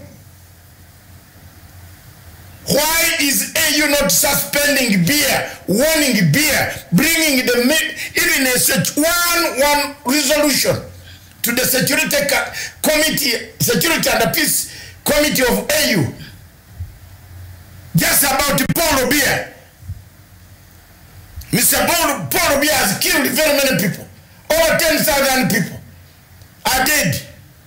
He's killing them. He's roasting them. He's killing, destroying children for 3 years. Children in Amazonia have never gone to school.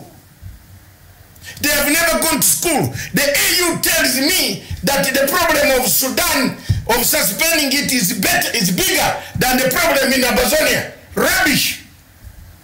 They are useless. If there is no African who will stand like Nyerere, Nyerere used to tell this organization rubbish, and he has died a very good peace. He's peaceful in the grave. I am also telling this organization rubbish. There is nothing AU is doing. In Amazonia, people are being killed. You can't walk around wasting our taxpayers' money. You are Minister of Foreign Affairs of Uganda or what? Going where? What are you going to do there? Why don't you bring a motion on Amazonia? Cameroon, there is blood flowing. There is blood flowing. There is genocide in Cameroon. That's why I've told you there is a foreign power that has captured African Union. If you disagree with me, let's see. Tell your evidence and I tell my evidence. Including people who pick money from the French government to frustrate African projects. I have evidence, even bank accounts. So you bring yours and you see. But Sudan was issued with an ultimatum or a deadline by the AU after the ousting of President Omar al-Bashir, and they were told, because initially they were given 15 days to constitute a civilian leadership. And how do you constitute a no? So they were told, they were given 2 months and they agreed to that. So the AU might be acting on that because they don't see a civilian leadership ready. The charter of the 2 months. I can agree with you that the Charter of the African Union does not allow any military takeover. Yes. That's the point. But if we come the way we are coming, there are two sides. This is not Madagascar. This is not Madagascar, where a military coup, a DJ man took over, and we were able to contain him. This is an Arab world. There are two sides of people opposing each other. The professionals don't want a Sharia law. Saudi Arabia, Egypt, UAE want Sharia law. That's not reason stupidity. So in that circumstance, two things are going to happen out of Sudan. One, if the Sharia law, the generals are the ones in power now, there's nothing you are going to do. What they want is what will happen. And most Sudanese would like to remain under Sharia law anyway. Very few hamburger eating people who have gone to eat hamburgers and some sausages, beef, and others everywhere in the mutton. In Europe and Washington are the ones making noise that they want a liberal society. Saudi Arabia, across the Red Sea, has a Sharia law. It is the main funder, it's the main sponsor, it's the main engine. You get my point? They are not going to lose that. They are not going to lose that influence by you coming to say you have taken over their influence across the Red Sea in Port Sudan. Impossible. So we are going to have to end up having two groups flowing on the streets of Khartoum. But it's also the Sharia law that was contentious for South Sudan to want to secede from the larger Sudan. Remember, that was among the issues that was the driving force for the South Sudanese to want to secede, because the president at that time wanted Sudan to be an Islamic state. And actually the political party allied to the president, which is an Islamist, they tried to protest a few days ago. They're not so many. Majority of Sudan wants to be liberal. Let me tell you, I agree. The demonstrators had a point. They wanted Bashir out. Yes. They got him out. What are they doing on the streets? I don't think they trust the military juntas because they're working if they with don't Bashir. trust the military, yes. What was wrong with them continuing to talk? Who is funding these demonstrators? Both sides are being funded. The protesters on the other side. And Mr. Halifa Basse, instead of you saying, confused, you tell me the alternative. Write what you know. What I know is the truth. Both sides now are being funded by those who want Sharia law and by the French through Jamena from Chad, the money that came. Who keeps the demonstrators on the streets? We've seen the United States also having a lot of interest in the US. Yes, who keeps the demonstrators? This one is not talking. He's just one of those demonstrators. Tell me who keeps you on the street. How do you pay your rent? Hafiz, are you writing to us from Sudan? Yes, if you are writing from Sudan, give us the latest. Yes. How do you pay your rent? How are the children going to school? Who takes your children to school? Yes. Yes. Tell us, Mr. Hafiz Basse. Don't just say I'm confusing. I even know more better than you. Because you have never even talked to any of those generals. I have. I can even put the number now here. If it's free, you listen to me. But also, tell us. Let Hafiz speak. Yeah, tell us what, no, because there are people in Africa who criticize without solutions. Now, munipatia solution. Solutions, please, Hafiz. What's the solution? Saudi Arabia is funding the generals. The French, Americans, Britain, and Norway are on the side of protesters. Now you tell me, boss, you are the Mr. Boss of Sudan. Tell me. And now, Hafiz, I think, is just having a good time there. Just let him be. You are saying you're confusing. I'm not confused. You are the one confused. Because if you are on the side of demonstrators, they have achieved their aim. Mr. Bashir is in jail. You needed to negotiate with the men who toppled him. Had you toppled Bashir? If they didn't come out to go into that house, was Bashir going to leave? They cooperated with demonstrators. Bashir left. So this thinking of eating mutton, eat mutton. I'm not a mutton eater. So let them think. And while you're eating the mutton, now 100 people have been shot. These are protesters that were not armed. They were not armed. How can you justify that? You don't know. The army has said some of them had acquired the guns. Didn't you see that some officers changing hands with the demonstrators? Where are those guns? Where are those guns? The pictures. Let's play back the pictures. Where soldiers even started shooting at the main compound where Bashir was and where the army was. Before the first general fell, another general came in. It is until the Janjaweed general, Lieutenant General Dougal, arrived in the city that the demonstrators started the area. Because they knew what was going to happen. I'm sorry I spoiled your lunch. It's okay. Yes, but it's normal. I'm talking as an African. So the 100 plus deaths, do they mean anything? Should they matter in the bigger picture of what? Mr. Hasif, you don't have information. You have not given us information. You give us information. We are not your broadcasting television. This is our television. Mine and Miriam. If you want to watch, watch. If you don't want, don't watch. So don't just go on. Otherwise, I will block you. No. And that's what I'm telling you. I don't want to listen to your garbage. Because I'm telling you, give me a solution. What is the solution for the way forward? Saudi Arabia is funding the military. Oh no, you just made a very important pronouncement there. So me and him, so after this you're signing papers, what, 40%? Well, if. I'm just joking. Yes, Hafiz, come on. Just give a solution or the latest information from Sudan. We will appreciate that. And thank you for watching. Just, let's just keep it respectful even as we continue with this conversation. Bol Nyang, thank you so much for joining us this morning. We are questioning. Yes. We are questioning African Union.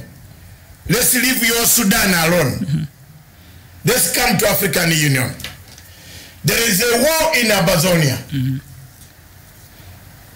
hundreds and hundreds of thousands of Amazonians have been killed. The African Union has never attempted even to bring one single motion on the table. Even if you Google, you can't find any African Union statement on the situation. This is the type of thing that I'm condemning. It is until this small man called Harvey Bazi came in. You listen to us. Our cry is not against Sudan. You can do what you want to do. If you have more energy, demonstrate. And you will meet Dugulu. I'm not in Khartoum. The rapid force. Yes, I'm not in Khartoum. I'm sorry. I'm in Nairobi. Therefore, I've done my best. Now I'm on Morocco, on a country called Cameroon. Cameroonians have been dying. We have huge numbers of refugees in Kenya, Uganda, and the rest of African states.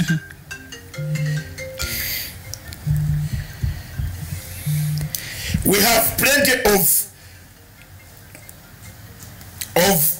those refugees flowing. The most important thing and the most worrying thing is this. What has worried every person, every human being around is one. Why hasn't African Union tried to bring the Southern Cameroon issue on its security agenda? It has never appeared. Actually, when you look at the records you find online, it's only that the European Union Parliament that has even gone and challenged the international bodies like the AU and the European Union and the United Nations to take concrete steps towards addressing the armed conflict in the northwest and southwest regions of Cameroon. And of course, the NG International Crisis Group has just published a report on the ongoing social and political crisis in the northwest and southwest regions of Cameroon following a 20 months of riots, and the group says about 1,850 have died so far.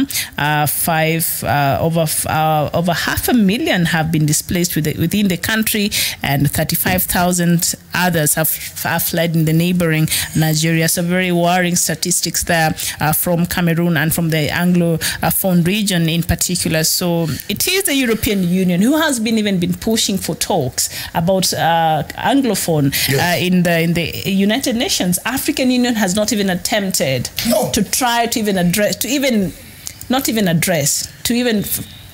give it even 1 minute. There is no sign at all.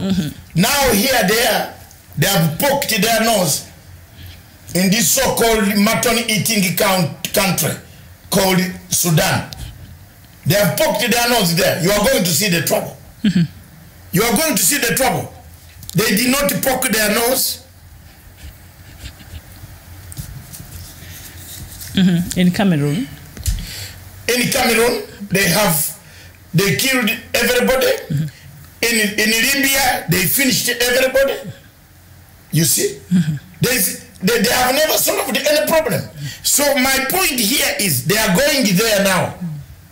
And if Sudanese think I'm mad, you just give it a few months to come. You know now.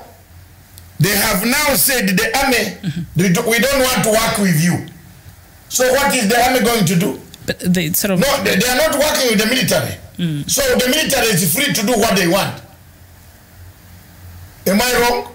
They have preconditions. If we have to come back to the table and continue with the dialogue, then certain things have to be met. And that includes scraping the 9 months that you've given for an election, because both of us do not agree. But AU will not help these guys. What will AU help demonstrators? AU is a bystander right now. Yes, it's just watching. From the fence. Yes. Speaking this is what I'm trying to bring a point to this man and his friend. You can be demonstrators, but what is AU going to help you? What did the AU help people of Benghazi? What did the AU help people of Tripoli? Today in Tripoli, guns and bullets are landing on the government that the AU recognized. We recognized the Tripoli government. We said this is the government we want to make, love with. What happened later? They turned around. They went and groomed General Khalifa Haftar. Khalifa Haftar from Benghazi was equipped by the French, given by Egyptian military, logistics supplied, planes were given to him. He bombed his way all the way into the surroundings of Tripoli. As we speak today, African Union has not condemned General Khalifa Haftar. What is happening? That is what I'm telling this Sudanese from Khartoum, that's what is going to happen to your country. They better watch out. I am not saying I want the military to rule, or I wanted what. No, I don't care. Whoever is ruling, Bashir is gone. We just want a better Sudan. We want a better Sudan. As a neighbor. But we are saying if AU starts these games, and then it suspends all relationship, first of all, the war in South Sudan is going to increase. It's going to be a big war. Because one of the rebels of South Sudan is in Khartoum. And former President Omar Bashir was spearheading the talks, the peace talks for South Sudan. Yes. Yes. And the President Bashir was a point man of IGAD. These were happening in Khartoum. The agreements that made these South Sudan guns silent are done in Khartoum by Bashir. That's why I'm asking, how are we going to safeguard that territory? None of these guys is answering me. Instead, they are just bringing insults on my wall and on my TV. They are not answering. I want you to answer. If you are agents in the embassy, rubbish. That is your problem. You carry your diplomatic passport. I'm not concerned. I'm concerned about a better Africa. The EU has not done us good. This war in that country is going to bring another war in another country south of. I was not wrong. Yesterday, Eritrea condemned the actions of African Union. Yes. I'm not alone. Because they say that African Union was very reluctant into coming. Do you think that must have prompted this the latest pronouncement by the AU, because they said African Union has been very complacent and reluctant in acting decisively in the matters of Sudan, and now they have allowed outside people to come in and try and find solutions for Sudan, while the AU should have done that. Miriam, what they are doing is collecting money from Saudi Arabia, from UAE. You know those guys from the desert, poor money. So you think that prompted? Yes, this guy, the chairperson of AU, Musa Mohammed Faki, is looking for money for campaign for the presidential elections next year. He wants to retain the AU seat. We shall not allow him to take that seat anymore, because he has messed up African Union. The founding fathers of African Union are dying twice in the graves if they hear that there is something like this happening on this continent. Adams Kozingwa Sebet, there's no silent of guns in South Sudan. We know there's no silent of guns. And do you know what your foreign affairs minister said when he was visiting a country abroad, Mr. Adams? Don't waste time with these guys. He said, they don't know. Foreign affairs. We haven't said the guns are silent. I don't know if you're answering one of our viewers. Yes. Your minister said that the guns are silent and peace has been restored. Even last year we were shocked because the reports we received from South Sudan, we know the bullets are continuing to fly. National Salvation Army, yes, in the central Equatorial is fighting of General Malone. You think we don't know? We have also been in that place. We have also been fighters. So let me see whether. And speaking of Libya, Libya's ongoing problems raise questions about the role of AU, of course, and perhaps in Libya there's no major political or humanitarian disaster that the African continent has overseen. This is happening in Libya and also in Cameroon. That we've decided to give it a blind eye, the AU, until just recently, and AU has failed. On which the start of this quagmire in Libya, of which Libya was once a prominent member, the leadership of Libya at that time.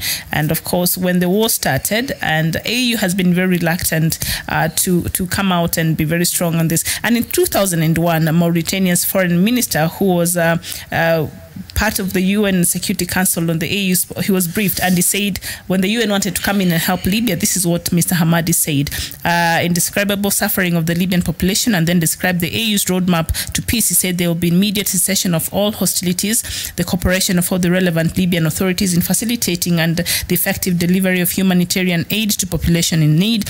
He also said the protection of foreigners in Libya, including African migrant workers, and the list went on and on. When UN wanted to send their people there, he said, no, African Union will handle this. So they've kept people outside because they were saying African Union will handle the crisis in Libya when it broke out in 2011 so far. Can you imagine what is going on? Can I tell you something? Yes. Hasifa Basi now pretends, maybe because of English, or he speaks Arabic, I speak English, we are not understanding each other. The government in Tripoli is the one that was recognized by African Union. We allowed the Prime Minister and the United Nations recognize the government. They came to AU. The Prime Minister made a speech. The Government of National Accord. And they respected. France went to Benghazi, created General Haftar Khalifa, and gave him arms, propelled him, gave him logistics to bomb his way throughout the desert and arrive at the outcasts of Tripoli. The Italian foreign minister, the European Union, some countries in Africa condemned the action of General Khalifa Haftar. That is the situation in Libya. Full stop. Yes. Whether you are, we have already recognized the Tripoli government. We cannot recognize the rebels. That's why I'm saying African Union is at a crossroads on this matter. And being that the man who is also at the chairmanship of the African Union now is from Egypt, makes everything all. And he's the one supporting the Egyptian president, the chairperson of AU, is the one supporting General Khalifa Haftar. And to prove that General Haftar got one of the rebels that had gone into hiding, Egyptian who had gone into hiding in Libya, and he handed over to the government in exchange of arms and the planes. So that is on record in case our viewers. Why should my president Museveni fly to AU to see what? Why should he go there to see these stupid people? These are useless people. General Khalifa himself, General Assisi, Assisi, has extended his term of office till 2034. 2032. 32, yeah. What type of democracy can he preach to Africa? Tell me. He's not the right man right now. With all. So when these guys come up to speak, we erred. The AU leadership, or I know it rotates and it's supposed to go to a certain part of Africa every now and then, but I think on this one we might not have gotten the right person at the right time. But it's working for a few countries because there have been allegations that Egypt is really the one behind, together with some countries behind. They have a heavy hand in what is happening, the crisis in Libya. And so when you look at that and you're hoping, how can this the AU leadership now find solutions to what is happening in Libya? It's impossible. Their interest there. They already have interest there. Look, we are done. We are done as Africans. The AU is compromised. You see, this guy does not know anything. I think the best thing, go back to school and read. And I will listen on Sunday. Hafiz, this is the official it's the official government. The UN-led initiative resulted in a Libyan political agreement in December 2015 and the so-called Government of National Accord, GNA, bringing together two warring governments, the Council of Deputies that was elected in 2014 and the Islamist General National Congress. They were brought together. So GNA... The GNA is the recognized government in Libya. The UN maybe you talk to him. That is the official information. I don't know how old he is, but he seems... Haftar was a rebel who came back. He looks childish. He looks... Some of these Americans who have picked passport is in the US or somewhere watching. These are rubbish people. So continue watching on Sunday. We shall be with you. Yes. On more, when you have touched General Dukulu, he's going to take over. What will you do? Yeah. He's the second in command. Yes. Forget that. He's the man in the engine. And the first man is watching very closely. Yes. I don't think they will allow him to take over. He seems to be an extremist. I would be worried if he took over Sudan. But that's the only way that things are going to He seems to be an extremist. It is until he came from, General Dukulu came from Darfur, until everybody started getting disciplined in Khartoum. You can't call we need such discipline. No, we don't. Yes, Janjaweed is a militant group. But look at what they did on Monday. What are the demonstrators doing? I know they're trying to dress it and make it nice. What are the demonstrators doing? Were they burning any buildings? Were they killing anybody? No. They were just sitting there and protesting and putting a few missing a point. by the roadside. You are missing a point. The point here is they have achieved their aim. Yes, now they need to leave the streets. They should have gone back to produce some productivity, economic. But they don't trust. They don't trust. They said there was no bread. They don't trust. Where are they getting? Can I ask this Hasif Basi?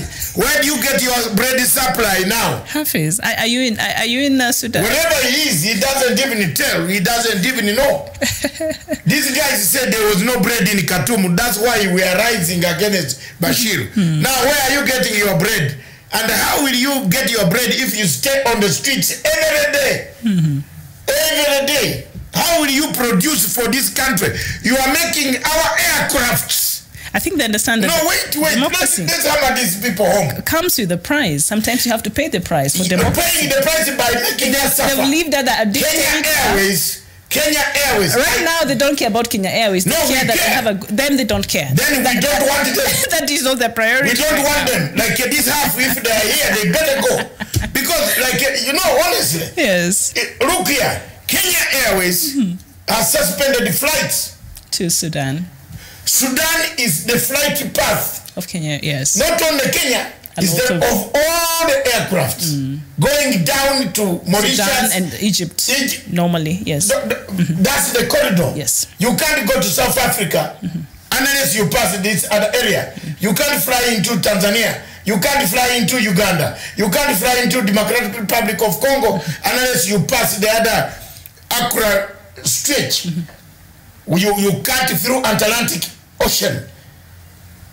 You see, Sudan is the pathway. It's very painful. Now we have suspended all the flights.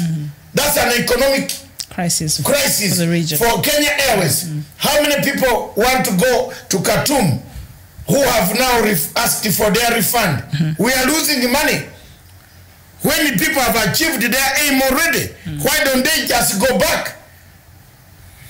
Because they feel the military council will not give them what they want. What guarantee do they have? They don't. They've already proved that they cannot be trusted. What guarantee do they have that if the military goes back, another military man will not come back? Well, they don't have the guns. They don't have the guns. And also, former opposition, I think, came into Sudan 2 weeks ago, and now the government has arrested him yesterday because they told him to leave the country immediately. He stayed put. Anwar, his name is Anwar. He's a former opposition figure in Sudan. So he came back. He'd been in exile.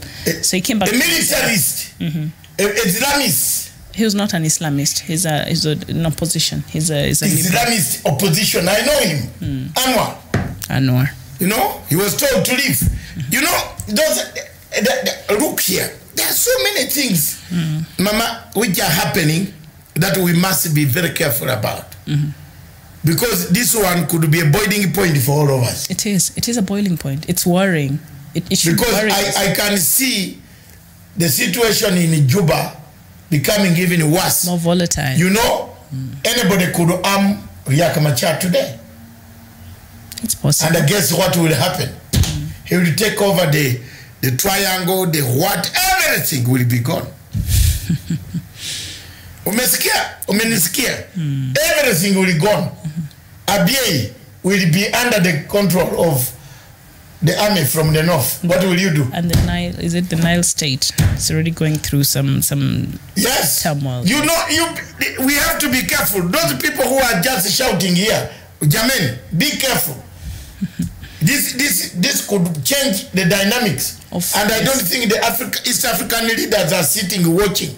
No, they're worrying. That's yes. Why AU should take very decisive measures, and also measures that could really help in moving quickly the process of making sure that Sudan comes together, not makes it fall apart. Thank you very much, viewers. We come to the end of the show. We've done very good assaults. Miriam has been there in the forefront in the first hour. I came late. But we ask AU to look at the situation of Cameroon. At the same time, look at the situation in Libya. Libya, we cannot. As it increases its fixture and tentacles on Sudan, they should also focus on other regional hotbeds where the war is shaping up or is about to explode.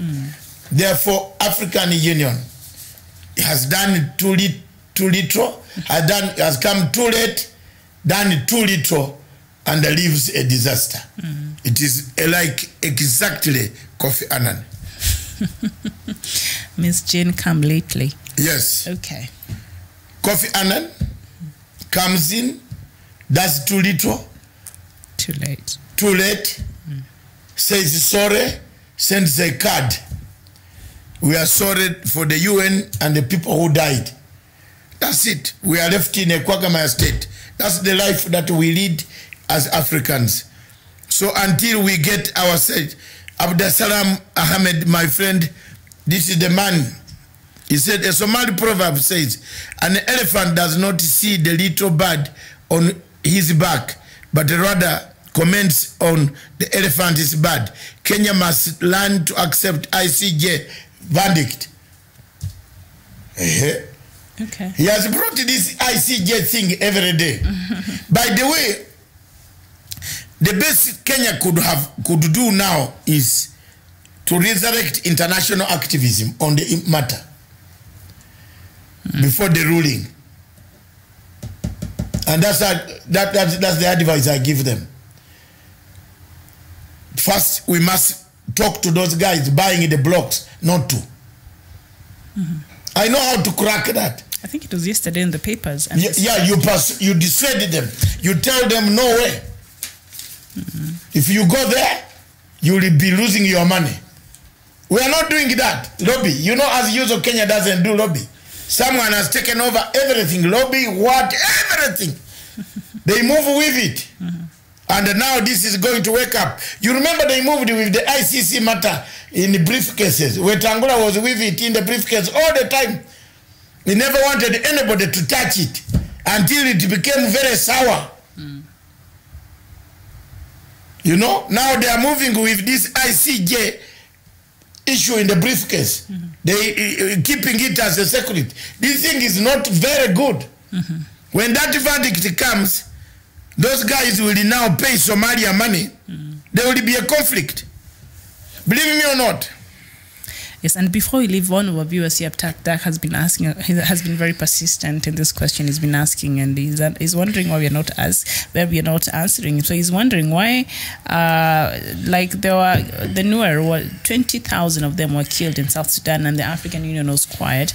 But after just 100 plus South Sudanese were killed, now they come out to issue these statements. Why were they silent when the 20,000 plus Nuers were killed in South Sudan? Double standards. Double talk. Double standards. International strategy. It's like there are more people who are more equal than yes, the rest. Exactly. Yeah. Sudan has more oil than you have. That's why everybody is focused there to tap that oil. We don't. I'm telling you, they don't care about the 20,000 people or 284,000 civilians so far who have been killed in South Sudan. Yes. In South Sudan, they care about 100 people. Well, death is death. Even one person is bad enough. It's way too much. Yeah. But then, that's what international agencies do, Yes, Jamen. Tabdak. I think that's what we've been trying to say here. The double standards when it comes to the AU and how they choose to look at some matters and address some issues has been a problem, not just even to South Sudan, but also from places like Anglophone and the rest of African countries that have seen some turmoil and that has been calling for the attention of the African Union and has refused to give that. So we want to thank you so much. Do we thank our viewers now?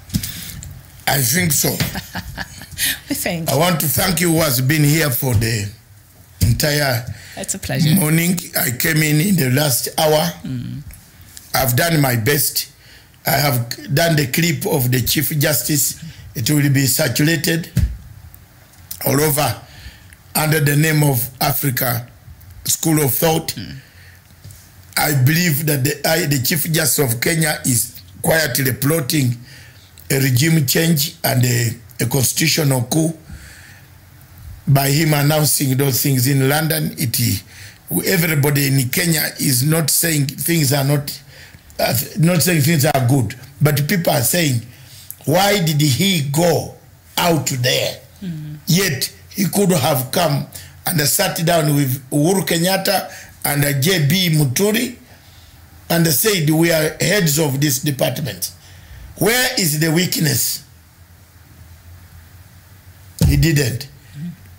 So he went and washed the dry linens. Yes, of Kenyans in Oxford. Bad manners in Oxford. Yeah. So other Kenyans are finding out whether he was driving the car alone on that day. Or someone else was fooled. Or else, because they never saw the bodyguards who went to hospital. Which hospital they went, they don't have wounds. Okay. So there you are. It's Friday. The DP is already in Western. Do you think he'll be there? Is there again? For the rest of the weekend. You know what? We'll talk about it on Sunday. Is he there? He's in Busia County. In Budalangi? Yes. Where? Budalangi, no? Yeah, Budalangi is... Budalangi, man. I've forgotten. Budalangi is in Namwamba, who was put in foreign affairs to confuse things. Where was he put? Because he lost Budalangi. Yes, he's a confusing agent also.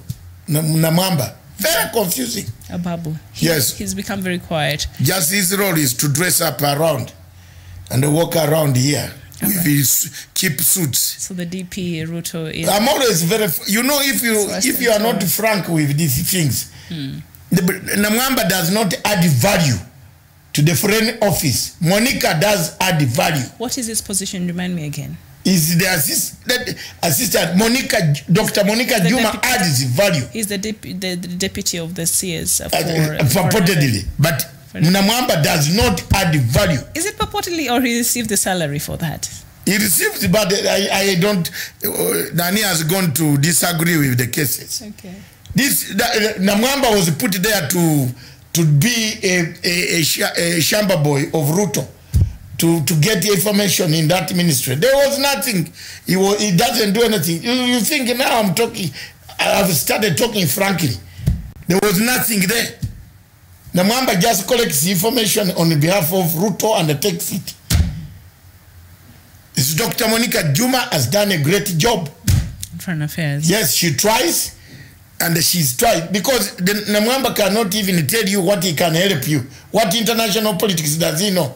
To help you on to say Somalia issue. What? What did he study? One law degree. Can he manage those guys?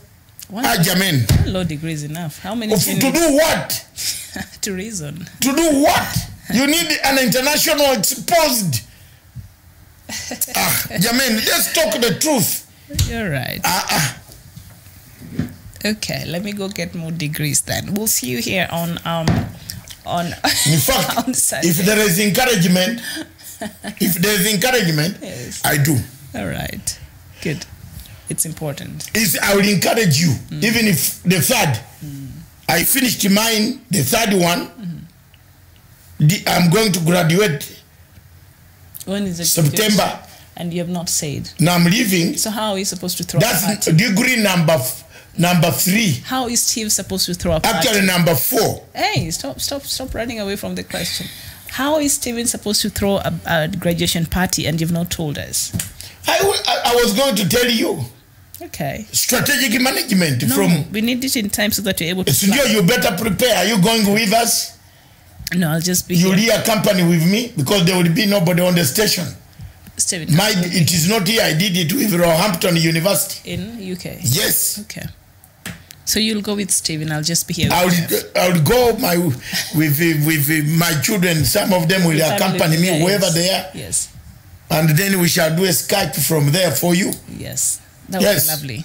So there, when you know strategic management, then you know international relations, then you know political science, then you can say you are full-fledged foreign assistant minister. Lakini ka degree moja hii kalo hapa.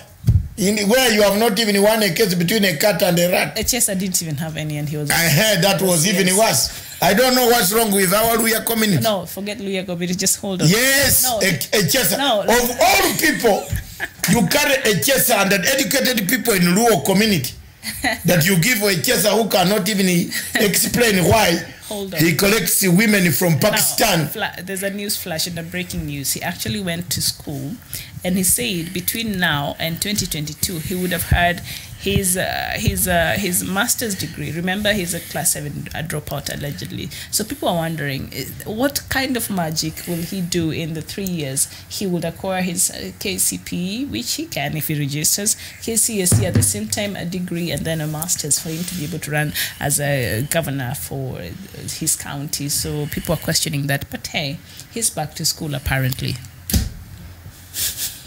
Let's see you here on Sunday for another edition of Africa Showdown.